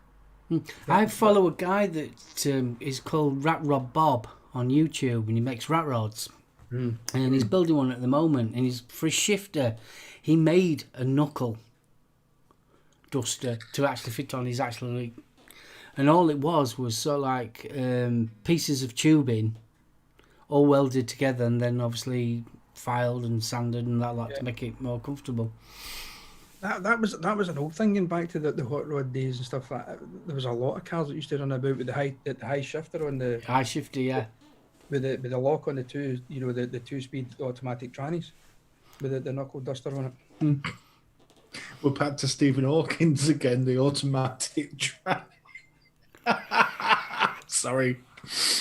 No, I'm in that filth. No. And Bill Richards has told us that the Knucklehead engine first appeared in 1936. I know several people in the UK who own paperweights, if you catch my drift. You know what I mean? The thing is, when I was looking for the knuckle duster, going back to like the lads showing the machine shop that I could use, they said they would make me one. Mm. They could make me one, but again, it was cost. I thought, you know what? No, I can buy this tenderizer for buttons. Yeah. And So it there worked. again, that was another. That was basically homage to Ralphie and the knucklehead dusters. The duster mech and the knuckle RDAs. That was my homage to that. And that one turned out really nice as well. UK Vapester, fist bump. When you saw it on the group chat, I mean, your jaw was on the floor because it was such a lovely bit of work, mate. It really was. Now, let's get back to the patinas, because the stuff you did with the duster, I'm intrigued. Was that chemical or was it natural? Because I know you can do it. I mean, what you can do, you can actually dig a hole in your garden and throw it in at the hole and leave it for 3 weeks. And go and pick it up and bring it back out and it'll patina. Well, I've seen people have used ketchup, they've used mustard, they've used egg. Oh, don't use the egg one. I tried it. But I bought 2 lumps of brass dowling rod about that diameter. I've got one and Zan's got one. And I used the egg patina on it. Don't get me wrong, maybe I needed sitting longer with the egg on it to give it a darker patina. But the smell was disgusting. I couldn't do it. It just smelled like the worst fart in your life. It literally permeated through the house. You can actually smell it in the carpet for weeks. Jules banned me from using it again. So no, I kind of moved up a stage and I started using ammonia and Old English mustard, sea salt and things like that. To do the patinas. Because I know you're friends with Vic. Have you ever seen his? He's got one. I'm almost certain it's a dragon. They patinaed it in such a way, but they managed to actually get an image on it as well. I think them ones are absolutely amazing. There's a guy on Facebook that does that. And he's done a gorgeous fire and ice. But what he can do is he can take a sort of logo, a simple logo image, and they will actually patina that logo in. Oh, really? Awesome. It's all you need to do is just what they call P&P paper, peel and print, or print and peel paper. Print your design onto that, bake it onto whatever it is you want to patina, take it off, and you can reverse the image or whatever. Because it's putting that protective coating round about it, what you've got is you've only got the bare piece of metal showing. So you put your patina on that, and then once you're happy enough with the patina, wipe it off, run under the tap, and then just stick the mech in some acetone, and it'll take the blue residue of the P&P paper off, and you're left just with that patinaed design. Now, according to Darren, it's Corrosive Creations. That's it, crew. Blooming heck, yeah. I couldn't remember the name of it. I'm just Google fooing now. Make sure it's the same guy, because I don't know if he's still doing them though. I mean, the one that Vic had, Vic had that one absolute years ago. I mean, donkeys years ago. I mean, what, probably 2014, 15, somewhere around that. I think it was something like a simple mod. Yeah. Originally, something daft like that. I've got a simple mod that, just a small 18, a little tiny 18 650 one. You know what I mean? And hits patina, and it's bloody gorgeous. It's absolutely gorgeous. See, I love them. Sorry, dude. He's actually based in Kilmarnock. Really?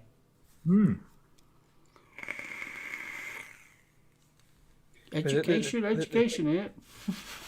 But the thing with the patina and the mods, again, you don't know what you're going to get. That's what I like about it, though. Yeah, you can have a certain. I mean, doing the likes of the fire and ice designs and things like that, putting your mustard and stuff, or doing it what they call the double patina. When you're redoing it again, you can put balsamic vinegar and things like that on it as well. You've got an image in your head that I think it's going to turn out like that, but when you take that mustard and things like that off and you run under the tap, and you look at it and you think to yourself, that doesn't look that great. See, once you rub it down and you varnish it, the varnish brings all the colour straight back out again, and it darkens really, all the way right down. And I've done a couple that I thought, do you know what?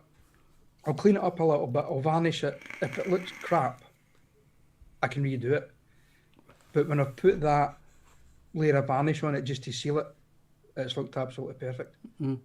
Gaily Bops has turned around and said, natural patina is the laser gets art form.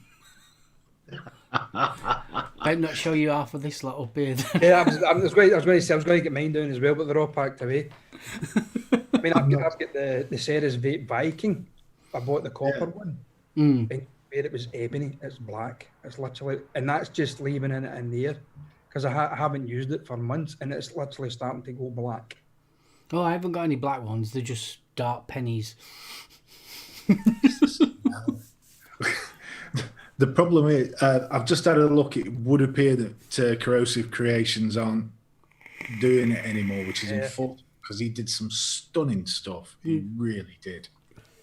I think it was at the time, though, wasn't it, where mechs were more popular than, or should I say, more mainstream than they are now.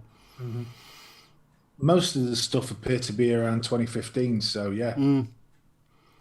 It's something I miss it like crazy. You sort of like, you just don't see much of that type of thing anymore. It was like we were on about it the other day. You don't see that much Heath Robinson homemade stuff nowadays. Whereas once upon a time, Facebook, Instagram was full of it. I think because it's just people have got into that kind of mindset, it's cheaper to buy it from China. It's like everything else, isn't it? You get into a search engine and look at the likes of eBay, look on eBay or on Amazon, you'll get it for a hell of a lot cheaper than what it would take for you to actually make it. Yeah. Because I remember the time where Hammond boxes, everyone were making a Hammond box parallel or series mod, and now there's sort of like really not that many anymore. It's a shame. It's a thing about vaping that I absolutely love, that homegrown cottage industry. And I do miss it. I genuinely do miss that side of it.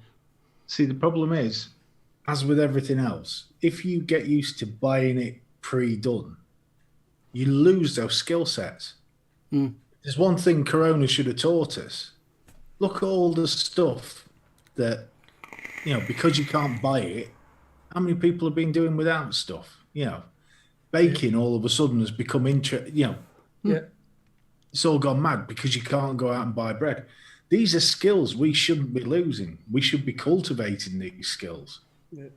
I mean, the first couple of weeks of the coronavirus, she tried to bake toilet paper. It was a nightmare. It kept going in flames in the oven. You were lucky to get it. What are you on about? I was fed up. I was leaving tiger stripes in the back grass, dragging my arsenal like that. Jules used to get me into trouble. I just used to blame the dog, but hey ho. But yeah, I mean, you're right, Mark. The kind of cottage industries went, but it's not even just for the vape scene. I mean, I think for a lot of things in general, because you can buy ready-made stuff so cheap. I mean, I'm going to let you into a wee a little exclusive, I suppose. I'm going to start making steampunk lamps and steampunk drinks dispensers. Awesome. I'm going to have a little go at making some of that kind of stuff. So I'll maybe post some of my attempts up on the Facebook group at some point. That's brilliant, that. Awesome. Awesome.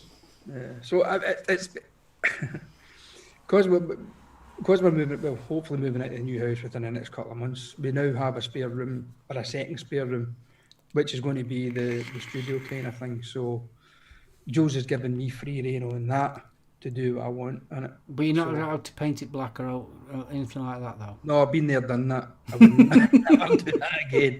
Paint it black carpet, black curtains, black blinds. Jesus.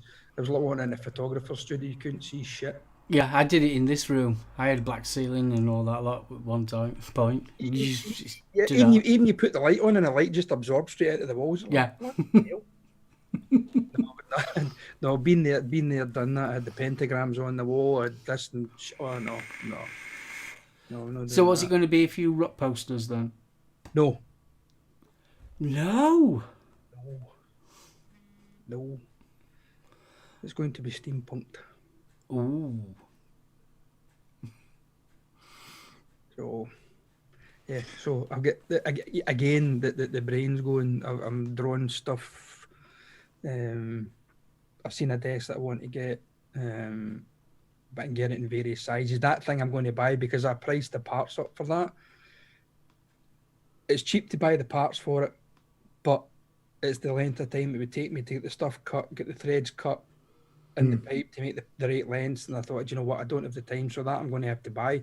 But the rest of the stuff I'm going to do myself. Put the flooring down and that kind of stuff. I'm going to make a steampunk curtain rail out with I maybe use 1/2-inch pipe for that. Maybe put a couple of pressure gauges on either end as finials and things like this, you know. But yeah, I'll make a lamp, and I'll make my drinks dispenser with my bottle of whiskey sitting on top of it with a little tap on it. So yeah. I will get pictures. Yeah, I'll put when it's done. I've actually showed Jules. It was the other week there. I showed Jules one. I said, "Look at this." I said, "The guy's actually made a rifle, a steampunk style rifle, but turned it into a lamp." She went, "No." She says, "No." She says, like a blunderbuster. Kind of, yeah. Some of them actually look like sniper rifles from, you know, some of these like Call of Duty type games and things like that. Or like the blasters from Star Wars. But they've put light fittings on them. Yeah. So they've got the kind of Edison style bulbs in it, and they look absolutely amazing. But she who must be obeyed said no. I'm saying that I love them Edison type bulbs. I've got like a steampunky clock that's got a light with it. So it's sort of like all it is basically like metal tubing. You got the clock on one side and it goes over the other side, and then obviously I had to put an Edison bulb on it. Yeah. Well, that's the kind of thing I'm going to make. With, you know, with be using 3/4 pipe with steel pipe with T-pieces, elbows, that kind of thing, and then be running the electrics through it. I mean, especially if you're going to be using like copper piping as well. Well, the copper piping is going to get used for something else. There may be an Atty stand getting made out of copper piping. Ooh. But with a slight twist. And if you imagine you patina in that. I have thought about it. what I was going to do, the way I was going to make it, without getting into too much detail, I was going to make like a multi-stand. Just for saying sake that would hold 10 Atties. But rather than screwing the Atty off the top of the stand, you just lifted the whole thing off. And the cap that the Atty would sit on was actually a build stand. Alright. So you could build it, do what you wanted to do with it, change your coils, your cotton, whatever, put it back together again, just put the whole thing back onto the stand. Wicked idea. I hear a Vic. Oh, you're feeling a little bit better? Oh, bless. Yeah, he's got poorly tum-tum. You know what? They don't wonder. He's got a poorly tum-tum. You've seen some of the stuff he's been eating that he's been putting up on his Facebook group. Yeah. Last time I spoke to him, he said he was going on a diet. Lying get.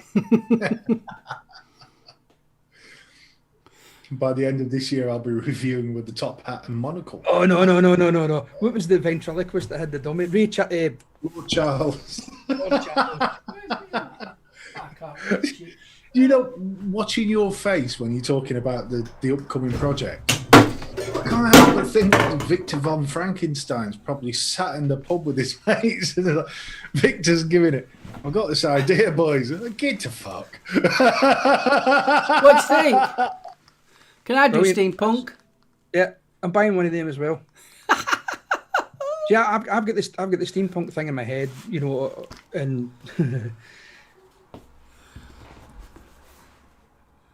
changing the subject a little bit. I've got all this stuff in my head that's steampunk, this, that, and the next thing.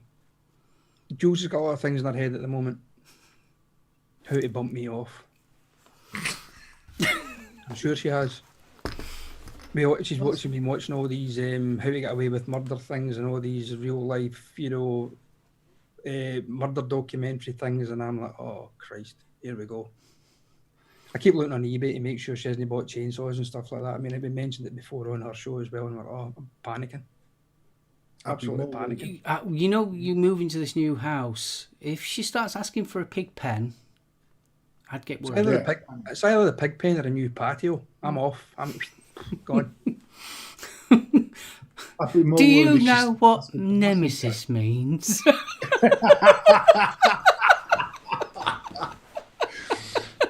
I'd be worried as well, mate, if she starts asking for electric extensions near the bathroom. Yeah. Can we get a toaster for the bathroom? Funnily enough, she did ask me. She says when we move house, she says, "Can we get an electrical socket put in the bathroom?" And I'm like, "Huh?" She says it's just for charging up for the toothbrushes and stuff. I mean, aye, right, okay, I'll believe you. You'll be having a nice soak, and she'll say, "Oh, look at this! Oh, sorry, I've dropped the toaster in. Sorry." Imagine that in a death certificate. Cause of death, try to make toast in the bath. The sad thing is, there'd be a warning label go on toasters: "Do not use in the bath."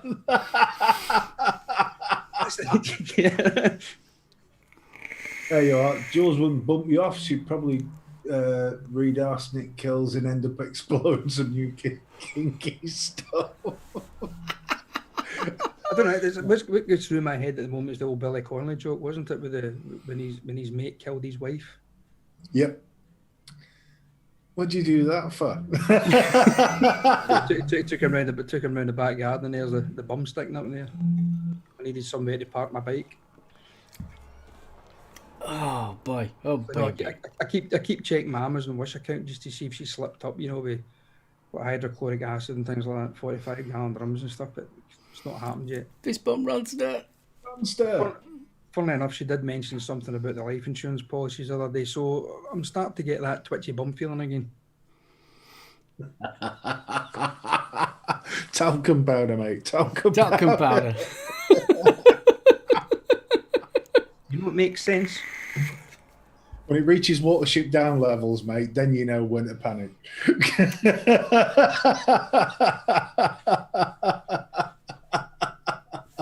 Oh, dear. Oh, bless. I can open these curtains now. I love it. Oh, my God. Wanted to just put arsehole making buttons, Stevie. Yeah. 5, 10 double. There's like 5p, 50p, 5p, 50p. It's hydrofluoric acid that dissolves everything, apparently. All right. Jules, don't read that comment to Bill Richards.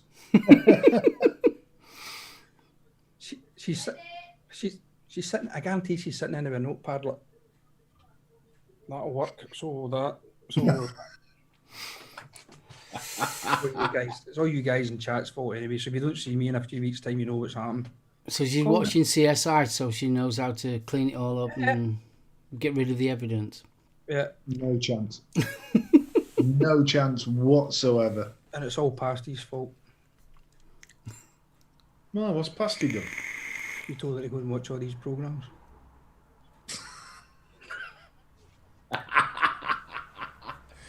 The one you don't want to watch is Stephen Fry. Don't even say it. Don't say it because you're going and watch it now. Stephen Fry did a tour of America, and the first place he went was to a body farm, which is where the CSIs put out pig corpses. Yeah, that's right. Yeah. And they look at the various types of weathering and how long it takes for the entomology to kick in and the dead flesh, etc. That's where you start.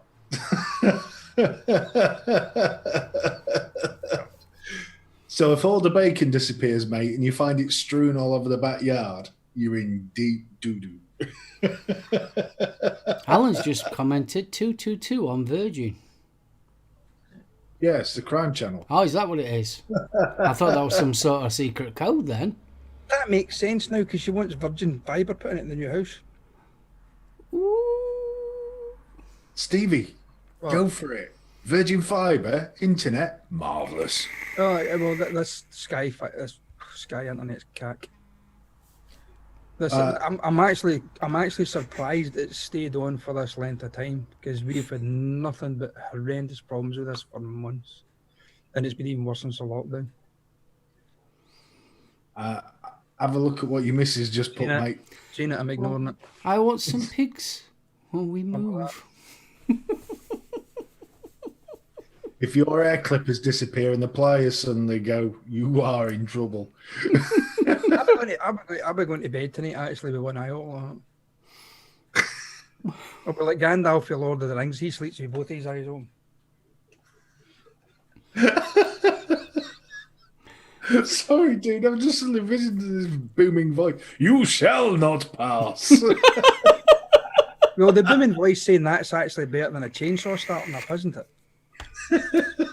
At 3 o'clock in the morning. What are you doing? No, just testing this. Whoops, slipped. Oh, do you know what? Horatio was right. Look at that splatter parting up that wall. Shut up. Actually, do us a favour, just lean that way a bit. Oh, right, we are coming up to the hour, kiddos.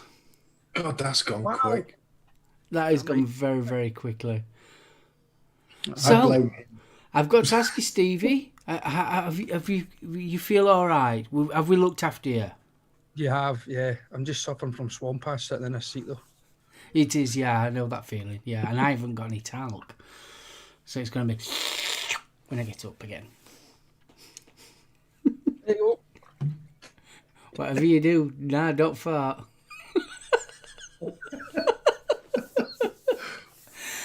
So, Steve, BFG, because he's hard pick with the two My Steves. little friend. What we got coming up on Tales this week? Oh, on Tails this week. Blimey. We haven't had that conversation yet.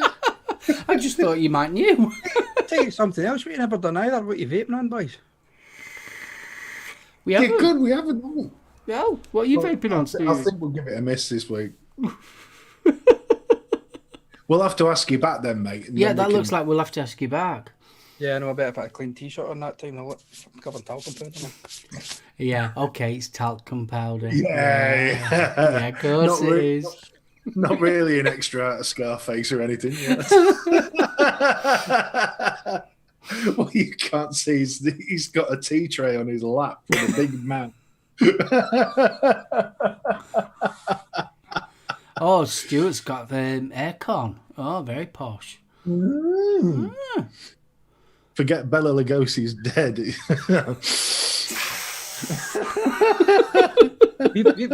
We've got Scottish aircon here. It's called an open window. Yeah, pretty much. Do you mean they actually open? Yeah, they do when you put a brick through them. No, I'm just thinking, Stevie. Christ, surely the temperature's normally cool enough that one doesn't have to open the windows. No. Yeah. As Scots, we're not built to take heat. No. The last time I went up to Aberdeen, which was many years ago, to be fair, I don't think I ever took my big coat off, and it was the middle of bloody summer. But it is amazing that a couple of degrees of difference does make a difference.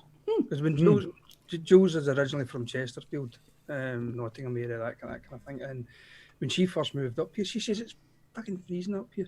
No, it's not.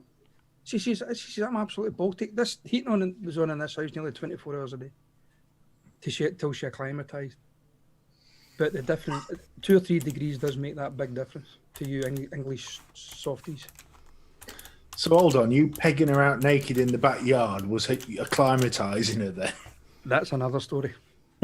That's the after show.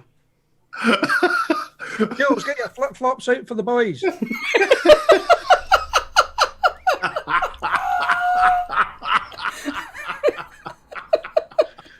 I'm never going to look at anybody wearing flip flops without sniggering. Do you know that? Never. I can't wait for Expo because that's what I'm going to shout at Jules. Girl, get your flip flops out. Show us your Crocs. Show us your Crocs.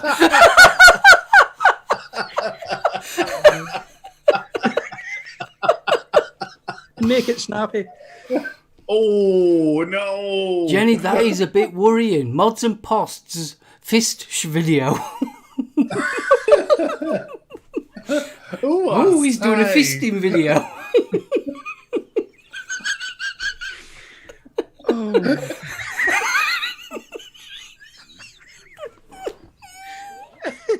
No machetes were harmed in the making of this video. I'm ready.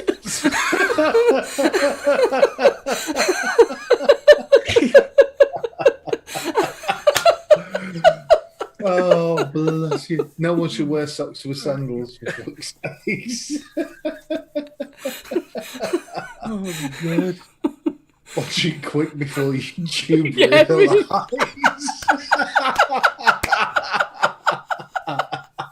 Oh, my body sneezed.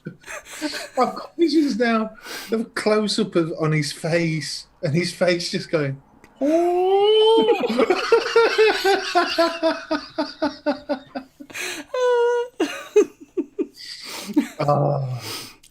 You do realise Mama Sin will never stand for this. No. No. Big shout out to Mama Sin, by the way, bless her. You've got a lot to put up with, love. Oh dear. Right. What? I can promise everyone I'm not fitting anything or myself, not yet. Anyway, ooh, I say. Mods says that's for another video, another channel. Yeah, Red Tube. There he's at it again. He knows the bloody names of them all. What? First it was Pornhub. What did you mention there? Red Tube. What's Okay. Red Tube? A gentleman's video channel. Platform. All right. I didn't know YouTube did that as well. It's not a lot to do with YouTube. All right, it's got no to do with YouTube. Oh. See, I'm innocent. I am innocent. I don't know these things. It's got something to do with tubes, right enough, but it's not kind of... Everybody rushed to watch it and got disappointed. Liz! RedTube was Pornhub before Pornhub was a thing. Okay. Irish knows too much about this. I'm not shaking his hand. Oh, bless. Major disappointed? No, they're not on about your video, you damn fool. The fact that it doesn't involve you getting fisted. Don't take it to heart, Kate. Jenny, we was only joking. Honestly, sweetheart. Everybody go over and watch it and sub and give him a thumbs up. Yes, definitely. Not the Mods and fist. Pods. Kieran came It's just- over on Tells on Sunday. So, yeah, go and check his video out and give him his support. And give him some honest feedback. Yeah. Because that is the biggest help you can give anyone. Yeah. But polite, honest feedback, please, Irish. Yeah, give him the thumbs up, not the fists up. Yes. Yes, it's much easier with the thumbs first. Break him in steady with Yeah. Oh. Nice and easy. Can you take your ring off, please? It's hurting. It's not up to that. It's my wristwatch, actually.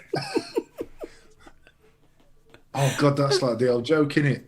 The hooker that says, I know you're the customer, but I fancy something a bit different. He says, what's that? He says, well, can you put your hand inside? So, yeah, all right. She says, well, I quite like that. Can you put your other hand inside? So he puts his other hand inside. She says, now just push your arms forward a bit. So he pushes his arms forward and she goes, now clap your hands. He goes, I can't. She goes, see, I told you I was tight. When That was like the other prostitute that said to the punter, "You don't need to worry about getting me pregnant. If I had the coil fitted," he said, "with the size of your fanny, you could have carpets fitted." Can't you tell we're after the watershed? We are after the watershed, everybody. Yes, we're after the watershed. You bad boys. Oh, I'm covered in talcum powder. Says you. Come on, man. You've got a coke habit after that joke. Oh, bless. No, I think he's waiting for Jules to pamper him and talk his bum for him. No. No. Jules, love. I've just had a We'll shower. never Could you see tap again. my bum?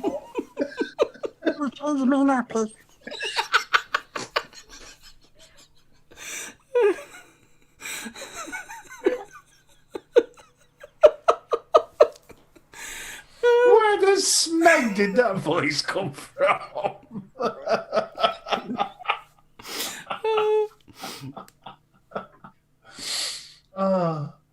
Why doesn't Modern Pod's channel show in search? Keep getting bloody Rip Tripper's channel. I don't know. God.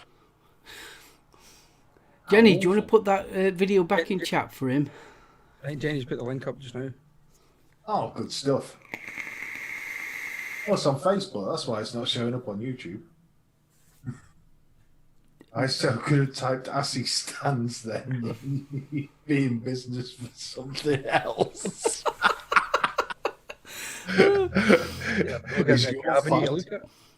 Is your 5'10" tight? It will be after a Dilligaf Atty stand. Just run it under warm water first. Consideration every time. Oh, Smeg. You guys are bad.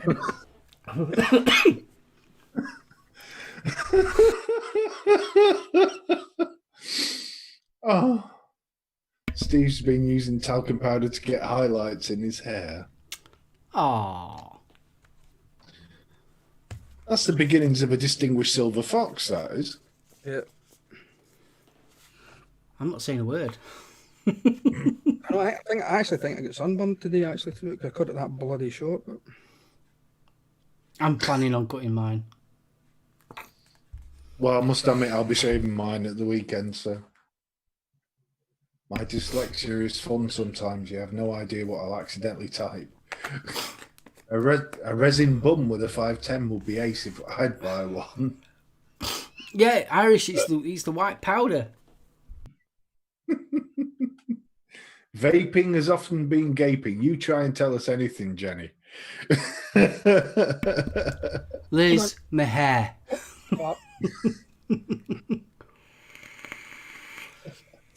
Yeah, 70s porn star, wasn't it? Sorry? 70s porn star, wasn't it? Oh, yes. That's what they wanted to talk about, wasn't it? But I don't know any 70s porn. I'm an 80s kid. Just like You must have heard of Big John Holmes. Sorry? You must have heard of Big John Holmes. There were actually a film about him. A proper film, a real film. Oh, yeah, a documentary on him. No, it was a proper film. Yes, of course. Allegedly, Boogie Nights was very loosely based on his life story. See? Not that daft, after all. Right, are we wrapping this one up, kiddos?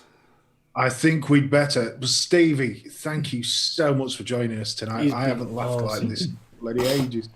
Absolutely awesome. Do you want to say your goodbye, Stevie? yeah, thank you so much for having me on, guys. It's been an absolute blast. I loved every minute of it, and thanks to all you guys out in chat for keeping the banter and the laughter going. It's been fun. Thank you so much.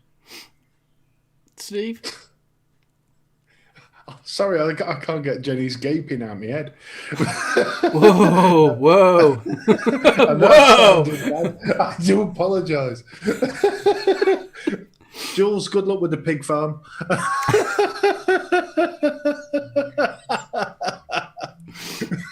But well, she's halfway to a Cockney accent anyway. Do you know what nemesis means? Do you know what nemesis means? He starts calling you Errol. Panic. Thank you so much for joining us. Honest, I know we've sort of not been replying to chat much, but by God, sorry, it's hard to do that when you're laughing with your eyes shut. If you can join us Sunday at 2:00 for Tales from the Ohm, we'll let you know what we're going to talk about. Yeah, we'll let you know. We'll let you know. It'll turn up. Just wing it. Yeah, that's what we do each week. What's new?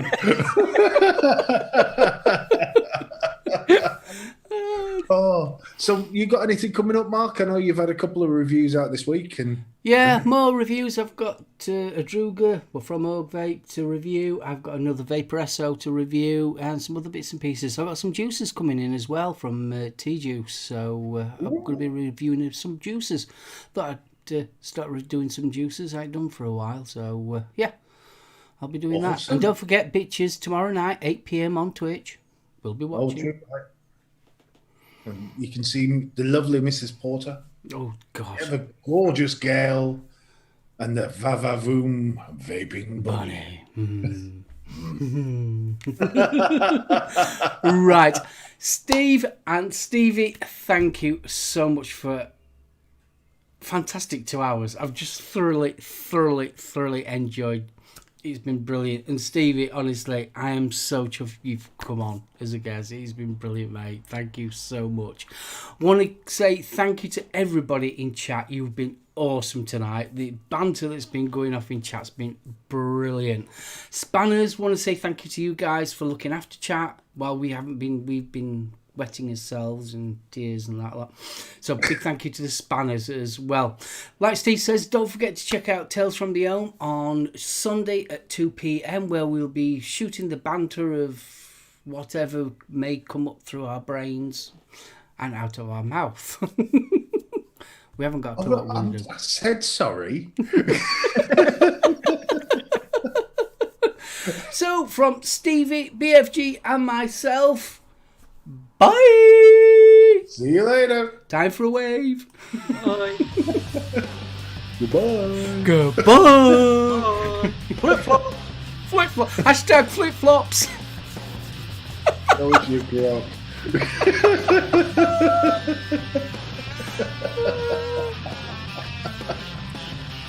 Oh, God almighty. If I had abs, they'd do it.